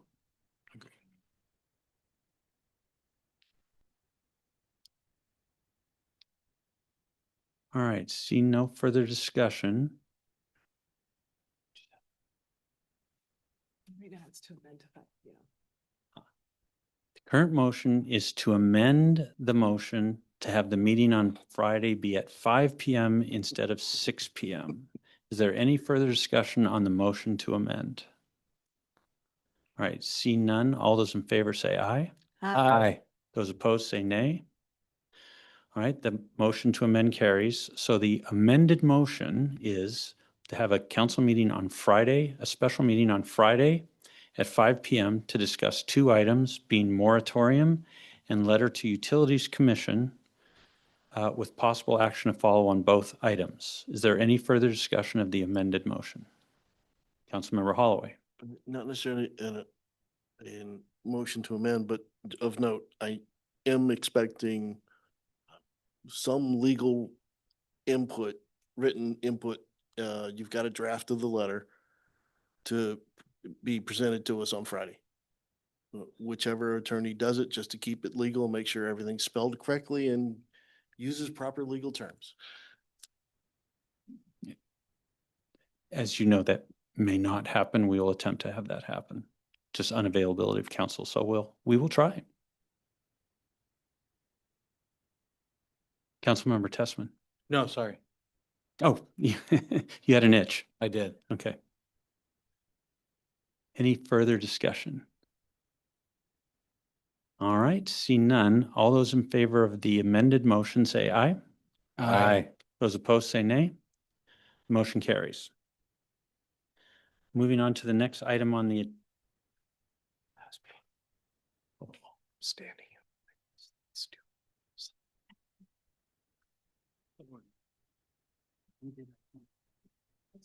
next item is 21. Is that number 17? That was numbered. It was a motion that came after 17 that sort of stuck in. Yeah. We're doing 20 and then 17. Yes. So item number 21 is next, discussion of best working group. And I emailed a couple of It's the second. intent. All right, so Councilmember Holloway. thank you, sorry. Apologize, Chair. Move to basically charter a working group, a community working group to work a letter of response to the King County permit in regards to the best facility to be eventually adopted by council. May I have a second? Second. Hold on, let me try and. Already got a hand up, though. Sorry, Councilmember Holloway, would you repeat that lengthy motion? Move to charter a Snoqualmie community best response group. I got full pages if you want it. You can have that. Okay, is there a second to Councilmember Holloway's motion? Second. Second by Councilmember Cotton. Councilmember Johnson. Yeah, I almost called a point of order on this. This, I believe, needs to be made public if I'm not mistaken. Or else It would be in the resulting agenda minutes and everything coming out of this meeting. I thought, sorry. Understand the question. Do they want to, is it okay for me to put this on the screen? Or do they want to amend the agenda? What we should do. I haven't had a chance to review.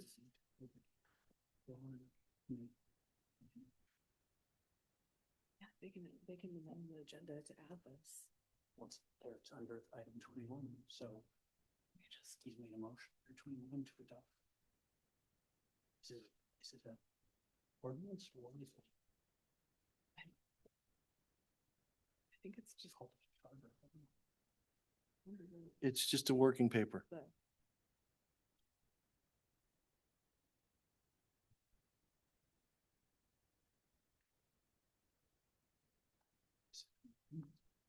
Or is or-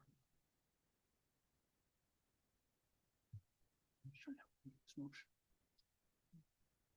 I wonder, Mayor, do we need a recess? Don't know.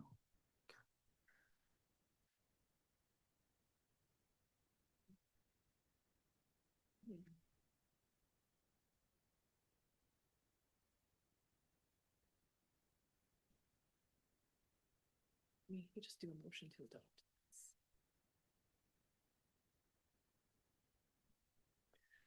Chair,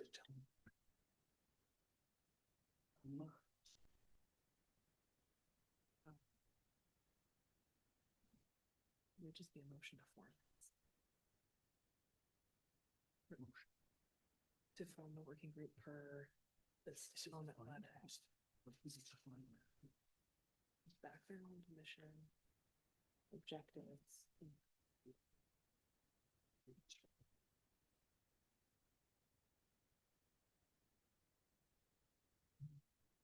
I look at the line one time. I mean, what?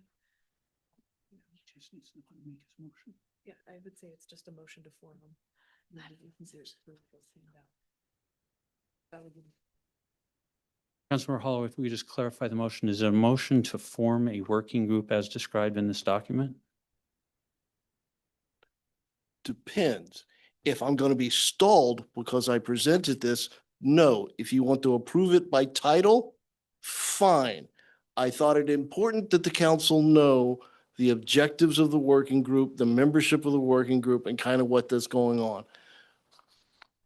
So the motion is to approve a community working group to put a council response to the permit.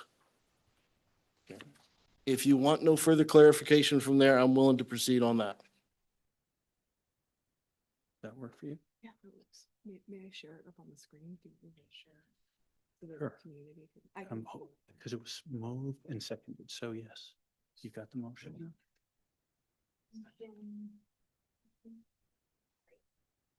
You need it one more time? Or can you just pick it up from the recording? Okay. Discussion, Councilmember Johnson. I was curious who made the second. Councilmember Cotton did. Okay, thank you. And it's up. Okay, good. Councilmember Murphy. Fully supportive of this. I think this is a great way to really, I talked about this in Parks and Public Works last time. I think there's a lot of incredible research and analysis being done by our community members.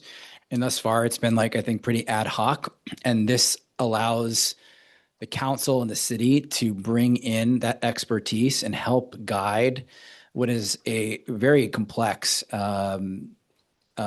response, right? Where there's lots of different experts that need to be brought to bear in order for the city to bring forward its best possible response to the best permit CEBA process. So I think this is a great way to bring in the community. I really thank Councilmember Holloway for leading the way on this. And I'm glad that, the community's been doing the heavy lifting here. And this, I think, just gets it into our process, which is great.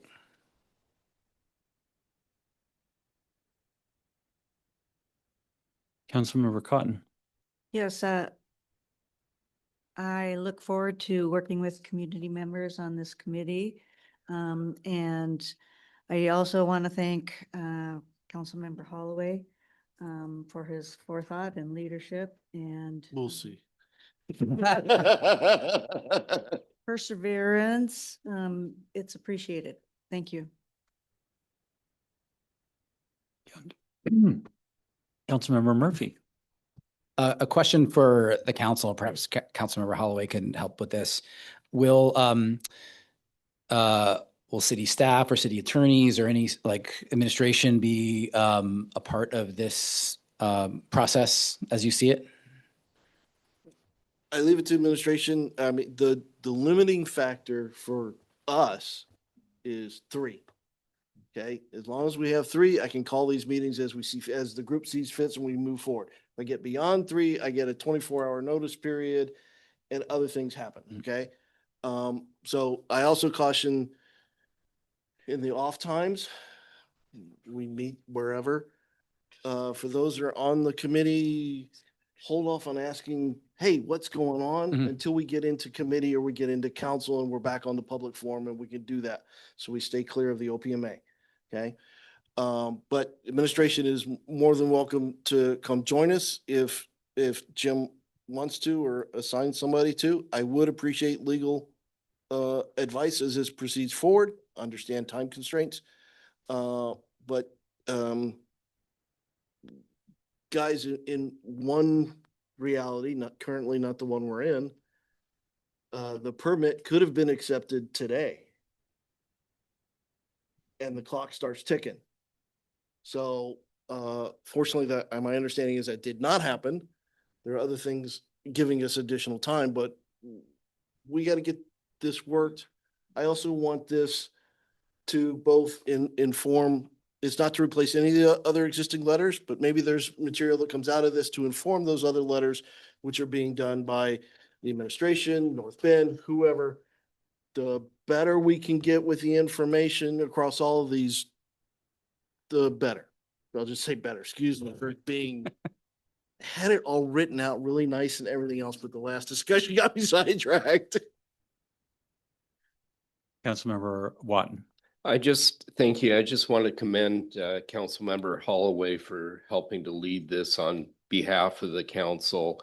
And again, to all the folks that are involved in the Snoqualmie Valley for responsible energy. This is exactly what good governance looks like, is when the community is involved and once this issue is put to rest and to our satisfaction, all of us in the community, then I hope we continue to work on other things that we need to do in the city as well. So please continue to be involved.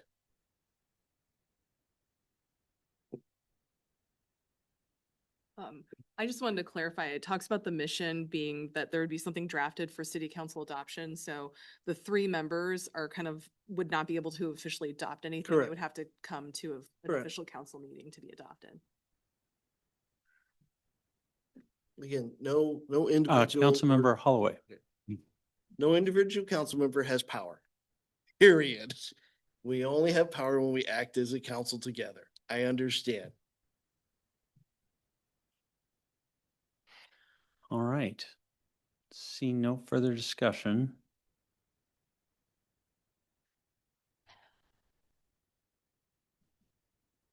The motion is to establish a working group. See no further discussion. All those in favor say aye. Aye. Those opposed say nay. The motion passes. Councilmember Holloway. When I first asked for help, and for those who may have seen your name up there, I'd like to probably have a kickoff meeting Thursday. Is there meeting of room availability somebody can help me out with here in the city for Thursday? We'll let you know. Say about 5. Yeah. Otherwise, Starbucks is going to have an influx of people. Sorry, just to be clear, you're asking for a location to meet. Location, Thursday at 5. Yeah, we will find you one and let's see. Please, the fire station or wherever. I assume it'll be catered. Only if you're biased. Councilmember Holloway. Can you Amazon do something? Councilmember Holloway, we will, what we will do is we'll let you know the facility that's available, and you can pick one, but then what we'll do is we will have the city Facebook page publish that so that the community sees that location. Great, thank you. And make that aware. So maybe keep an eye on that. Any, let's see. Any further discussion under item 21, discussion of best working group? All right, seeing none, we move on to the consent agenda. You want to take Read 'em all. You want to make a 2-minute break while the room clears? Thank you. Thank you all for coming tonight. All right, consent agenda contains approval of the city council special meeting minutes dated April 29th, 2026. Thank Approval of you. the city council Thank special you. meeting minutes dated May 6th, 2026. Approval of the city council meeting minutes dated May 11th, 2026. Approve the city council special meeting minutes dated May 13th, 2026. Approve the city council retreat minutes dated May 14th, 2026 and May 16th, 2026. Approve the claims report dated May 6th, 2026. Approve Agenda Bill 26-022, 2026 fireworks stand approval for Impact Ministries at the Safeway parking lot, and Agenda Bill 26023, 2026 fireworks stand approval for Impacts Ministries at Lot 213 on Railroad Avenue Southeast. Is there a motion to approve the consent agenda? So moved. Second. Moved by Councilmember Watton, second by Councilmember Johnson. Is there any public comment on the consent agenda? Seeing none, is there any discussion, council members, on the consent agenda? Seeing none, all those in favor say aye. Aye. Those opposed say nay. Consent agenda passes unanimously. Okay, under ordinances, we have Agenda Bill 26-021, ordinance amending the 2025-2026 biennial budget for Economic Development and Human Services Coordinator. This is coming from FNA. It's coming from CD, but I'll read it in. Okay, and this is a second reading, so please read the, sorry, we need the agenda bill. Down. Down? Down. Yep. Oh. Way down. There we go. Down further. Yeah, there. All right, Just a little if we further could down. move to the introduction and motion. All right, Councilmember Johnson, if you would read in the introduction, and as this is a second read, please read the motion as well. Right. This ordinance amends the 2025-2026 biennial budget to provide the city with the appropriation necessary to fund an economic development coordinator position. Move to approve the ordinance amending the 2025-2026 biennial budget. Second. Moved by Councilmember Johnson, second by Councilmember Watton. Is there any public discussion on Agenda Bill 26-027? Seeing none, council, is there any discussion of Agenda Bill 20? Hold on. Excuse me, I read in the wrong one. For public comment, is there any comment on Agenda Bill 26-021? Seeing none, council, is there any discussion of Agenda Bill 26-021? Councilmember Holloway. I'd like to motion to add the following words to the motion. That being, within 3 months, administration will present to city council the metrics to be used to assess the impact of the position. And within 2 years, the administration will present to the city council the status of the metrics performance. And that's to be added after item 6. Is that correct, Councilmember Holloway? No, you didn't say that in the email. That's my number 6. All right.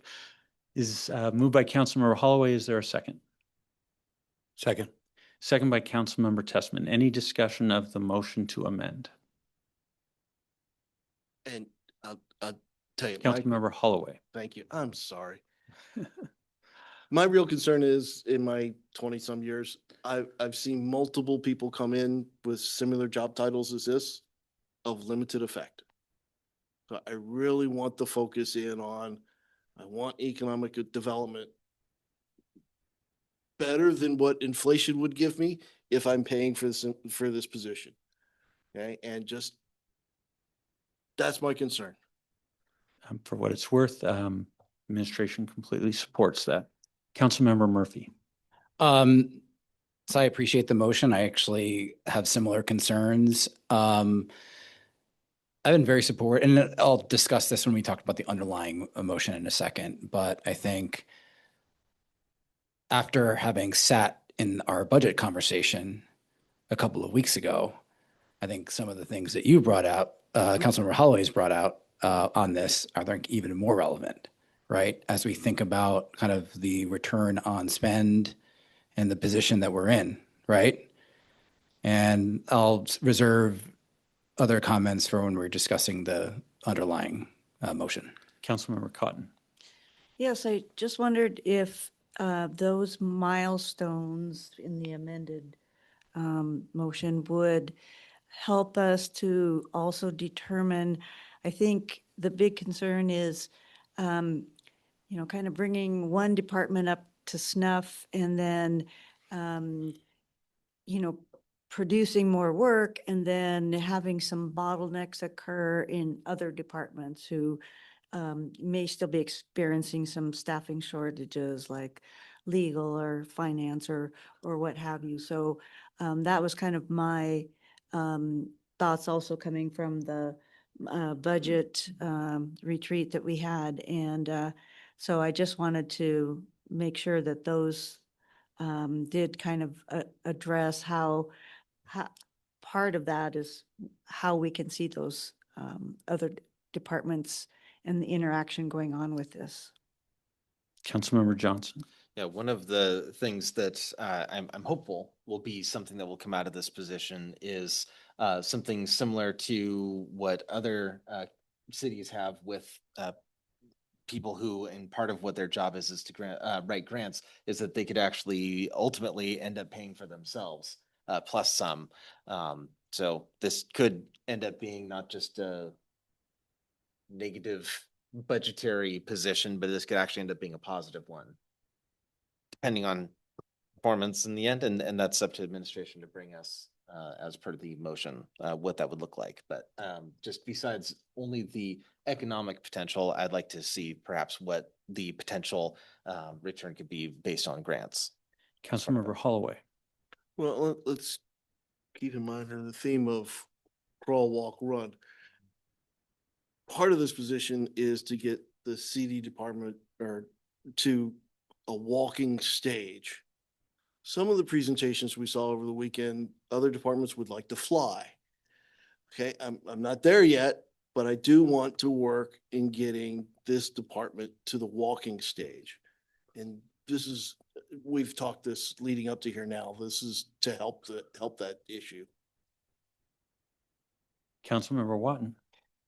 Yes, thank you. And I totally support this position. I think there's, you know, sometimes when we have to be very mindful of the money that we spend, and this is not an exception to it. But you know, through the years that I've worked with our community development as well as others, there's two different paths that are contained within one department, and they're very different functions. One is community development. That means the planning, that means the permitting, and it's setting the rules. The other side is economic development, and it's really hard having one person primarily covering both areas. Economic development is going to be so critical, and I see it from my daily work of how the challenges are in front of businesses locally. We've seen the vacancies already go up in the business park that need to be filled. And it's kind of beyond comprehension, but we also have this huge potential. And this will allow us to grab some of that potential. It's not going to be the end all, but it's going to be a great start. And the work that Director Davis has been doing over the last couple of years, which is remarkable, and we should be very, very honored to have her here because she brings not only the knowledge, but she lives here in the Valley. But she needs more help, and this gives her another tool in the tool shed. And for that, I whether we pass this amendment to it or not, that's, to me, I don't need to be sold that we have to invest in this one area, and it will give us returns. So I support it wholeheartedly. All right, any further discussion? All right, seeing none, the motion is to amend the agenda bill to add the language to have criteria that will be used at the end of 2 years to evaluate this position's performance, to have that reported to the council at the end of 3 months, and then at the end of 2 years to have reporting back to the council on what the performance was against those measures. All right, all those in favor of the motion to amend, say aye. Aye. Those opposed, say nay. Motion to amend carries unanimously. Is there any further discussion of the amended motion? Councilmember Murphy. Yeah, so listen, I think I'm a huge supporter of economic development. I'm a huge supporter of this position. I think the dollars are generally very well spent in terms of our return on investment in time related to things like grants, related to business recruitment. All of these things in this job description, I think are essential and functions that I feel like the city should have had for many, many years. I'm struggling though, because we had a budget retreat that had some pretty dire and scary numbers sent our way, right? In terms of the gap that we have to close and the hard choices that we will have to make. So we're going to have to make the hard choices sooner or later, right? I don't know that this is necessarily the time and place to do that, but I have a lot of reservations around when we decide to open up headcount in this climate, in this condition, right? We have a lot of really tough decisions before us, right? So again, this is a position and a function that I wholeheartedly believe in, and I think it's generally worth our time and investment. But the tab is running higher, right? So we now have our balance is running higher, right? I know that's a gross oversimplification of what we're talking about here, but I'm just discussing the intent of what we're trying to do, and the fiscal environment that was presented to us a couple of weeks ago makes this what should be a very easy yes for me, one that I'm struggling with, right? So I want to just offer that out there, because I think this, viewed within context of our budget conversation, it's one and the same to me, right? And where before our retreat, I was like, yeah, let's do it, 100%, like no brainer. I'm like, whoa, wait a minute. Let's take a look at our numbers here. So anyway, I'm going to offer that feedback to the council as we kind of continue this. Councilmember Johnson. Yeah, and very much to that point, one of the departments that took a lot of the burden over the last few years through the budgets has been CD, and in my opinion, unfairly so. So I think that getting them back up to, I think the analogy of walking versus running is a pretty good one here. Getting them back up to walking is a good one. And then that's why earlier I mentioned the idea that one of the things that I believe that this position would do is grant writing and trying to bring in some money, and would ideally bring in revenue through economic development. We'll find out. That's one of the intents. That this is something that could actually pencil out as opposed to there are other positions that I would absolutely love to have that definitely don't pencil out, other than just a lot of our departments need more help than what they've currently got. And yeah, so like in that sense, but just in a budgetary sense, a lot of the requests that we got don't, in my opinion, seem to balance out budgetarily given the job description. So anyway, that's a long way of saying that I think that this one could pencil out. I'm hopeful that it will, but not all of them will. And I'm weary of trying to continue to put much of the burden of our budget on community development. Councilmember Tessman. Yeah, two thoughts. One, I think this falls into the category of it takes money to make money, right? I think odds are the ROI is there, and I think it's bolstered by the amendment to include KPIs. So that's great. That being said, I welcome any comments on like why now? Why does this have to live outside of the budget process? Why do we need this position? You know, certainly before July. And you know, there's an argument to be made that, well, we don't want to wait all the way till November if I've got the timing right. But I'd like to know why we can't just tackle it in the broader budget discussion, since we don't have one now.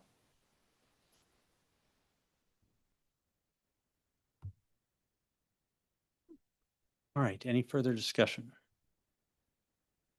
So the motion is to amend the motion. Is that where we're currently at? No, we already amended it. We already amended. So the this is big the underlying amended motion. Any further discussion?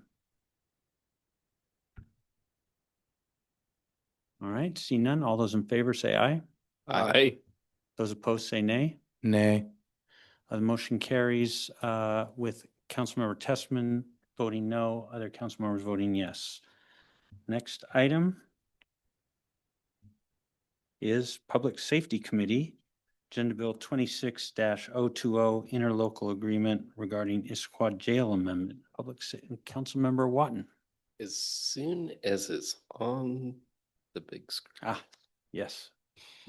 We need the agenda bill.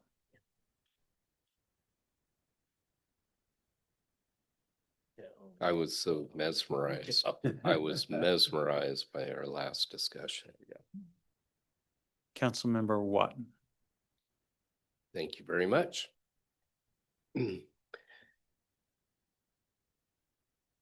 This is, need the agenda bill number. You can read the introduction and proposed Yeah. motion. This, oh, gosh, okay. What's the agenda bill number? I don't, 26020. okay, thank you. Agenda bill. Agenda bill. -020. All right. I move agenda bill AB 26-020. 020. I was right. The city of Issaquah of Snoqualmie, the city of Snoqualmie currently has an interlocal agreement with the city of Issaquah for jail services. The city of Issaquah seeks to update rates for 2026. Move to approve and authorize the mayor to sign the 2026 amendment to the interlocal agreement for inmate housing. Second. Moved by Councilmember Watton, second by Councilmember Johnson. Is there any public comment on the agenda bill? Seeing none, council members, any discussion? Councilmember Holloway. Was there any further analysis or insight into the numbers again of guaranteed beds versus Well, the chief is coming to the podium. coming up? Is that currently we have 5 beds in Issaquah. And the question is we're in our second year of the agreement. So we've got approximately 7 months remaining of the contract. And what we are considering tonight is the adjustment to the rate. And I'll let Chief Horace give us the rundown. Good evening, council members, Mayor Mayhew. I'm Interim Chief Gary Horace. Running some numbers, I've got bed numbers for 2025 and then a little bit more of a breakdown for 2026 to answer the questions that came up during committee. In 2025, while we were still policing North Bend, we had 9 overages. That's 5 beds or more. And in 2026, for the first 3 months, we had 6 overages. However, post North Bend, so anything after April 1st to current day, we are currently at 24 overages. That's 5 beds or more. And then 10 of those beds What was from the date on that? April 1st. So the day we started policing only Snoqualmie to today, we're at 24 beds that are over 5 beds or more.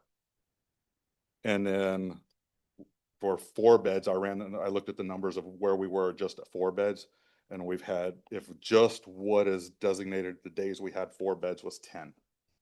So we're 24 beds since April 1st to today of being over, that's 5 beds or more. So we're running an average of 4.47 if you divide it out over the 2 months. But we have 24 days of consistent being 5 beds or more. Councilmember Watt. Let me put a couple things in context. One is, if we give up a guaranteed bed, we may not get that back again because there is demand, and we can't assess what the demand is from the other cities. Secondly, this is the least costly local option. These are people that are waiting for arraignment. They've been brought in on various charges. They go to Issaquah first. Certain cases will go down to the South County option score, but we are not guaranteed beds there. We have had incidents, and I know personally, we've had incidents where people have gone down to score and there are not enough beds and people have been released at the same time, faster than our officers can get back here sometimes. So it is it's a determination on, do we risk being the 4th safest city in the state, which puts us right at the top. Do we want to take that risk? And the real cost, the trade-off is about $20,000 if we only use 4 beds. But there are occasions when we need more than 5 beds.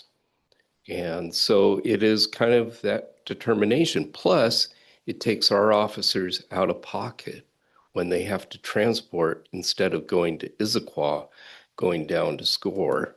So those are some considerations. And finally, and we've only been since April 1st, and if you've seen, there's a lot more presence of police in our community since we are our agency is only focused on Snoqualmie. So those are kind of the parameters. I do appreciate the question and making sure that, we're not paying too much for the beds.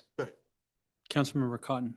Yes, and kind of dovetailing in on that, since, again, the changeover has only been since April 1st, so just the last couple months, I think it certainly would be prudent, as the chief has suggested, to at least go to the end of the year, which is the end of the contract, and see, track that. I don't think we have enough data here in 2 months to determine between 4 or 5 beds. And, by going out a few more months, again, to the end of the year, will help us track the data. And with the new policing kind of paradigm, we can see, whether 4 or 5 beds is the answer. Councilmember Holloway. Thank you, Chief. Okay, and I was at the same retreat, and that's why all of these things, I want to make sure we're doing the homework going in. That you can reduce services or you can reduce other things. I'd rather reduce services. Okay, but you've done the homework. Thank you. I appreciate that. I do ask that we have some discussion in public safety of, I'm going to be facetious. I was unaware of the crime wave that came to Suquamish that we are doing as much crime between Suquamish as Suquamish and North Bend did before we released the contract. It's a bizarre fact in my head. So I'm asking, can we have discussions in public safety of what those additional or what the mixture of offenses are now that we're singular to our city? Because I need to understand why Suquamish is doing the same as Suquamish and North Bend prior. And but for public safety. We will add that to the public safety. you. We already have reports, the monthly reports from both fire and police about, various statistics about that. But we'll spend some time going through those for exactly the reason that you just mentioned at public safety in an upcoming meeting. Councilmember Tessman. Question for the chief. Maybe I missed it in the material, so if I did, forgive me, but do we suffer a financial penalty for overages? It cost us more Costs per day. It costs more. So it's gonna go to $210 a day versus the $157.50. Currently we pay $150 So non-guaranteed. and then $200.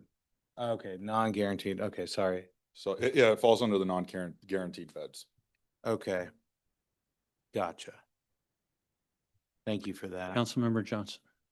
I just want to say it's really nice to have the PowerPoints ahead of time these days. For new council members, that's a new thing.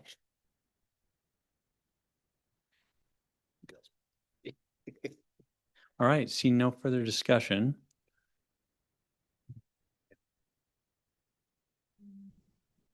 Okay, all those in favor of the agenda bill say aye. Aye. Those opposed say nay. The motion carries. The agenda bill passes. Next item is, any further report from Public Safety Committee?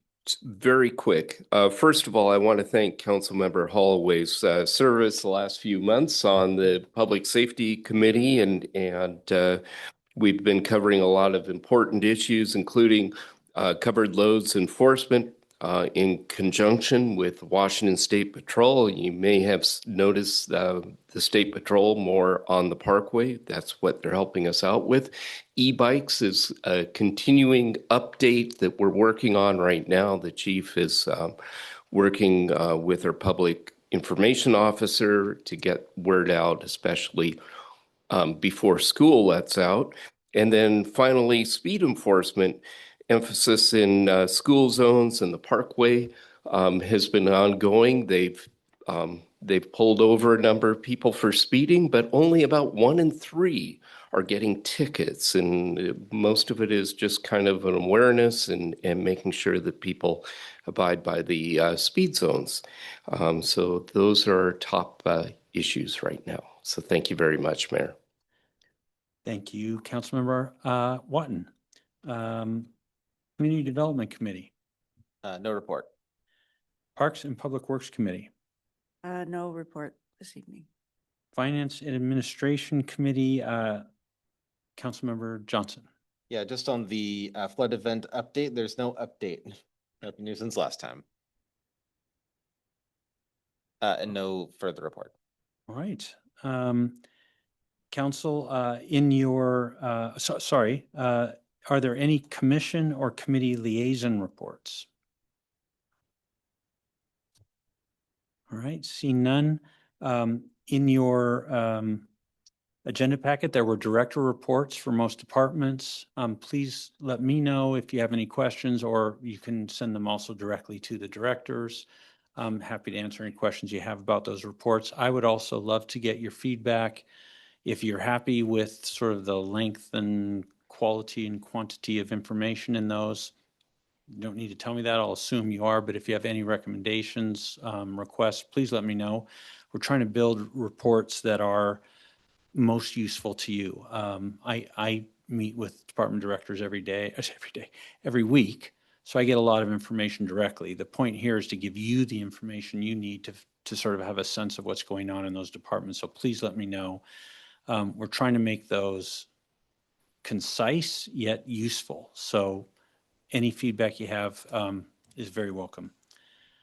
With that, we've come to the end of our agenda. So if there is no further items, I'll entertain a motion to adjourn. So moved. Second. Moved by Councilmember Holloway, second by Councilmember Johnson. All those in favor say aye. Aye. Those opposed say nay. We are adjourned at 9:30.